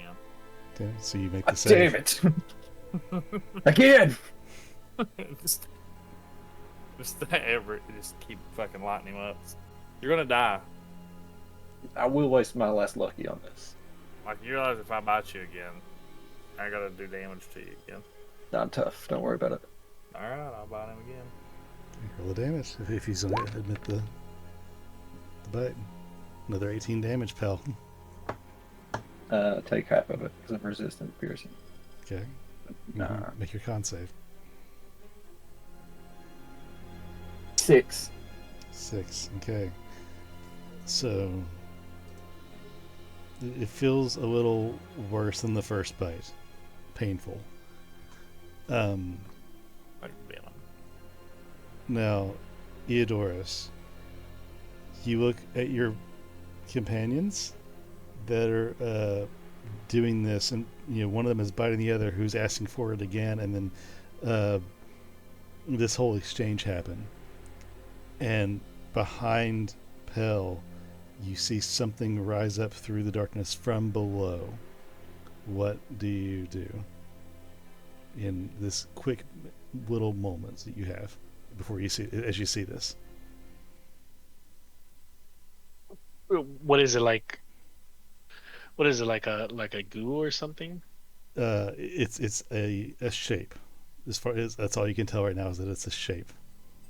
They just move from bottom to top, up into the doorway. Okay, yeah, I'll quickly grab a dagger and just launch it straight to it. Okay, make me an attack roll. You said an attack roll? Yes, For the dagger, right? that's for the dagger. 29 is going to hit. Roll me some damage, please. 8. Okay. Okay. And that's what you do.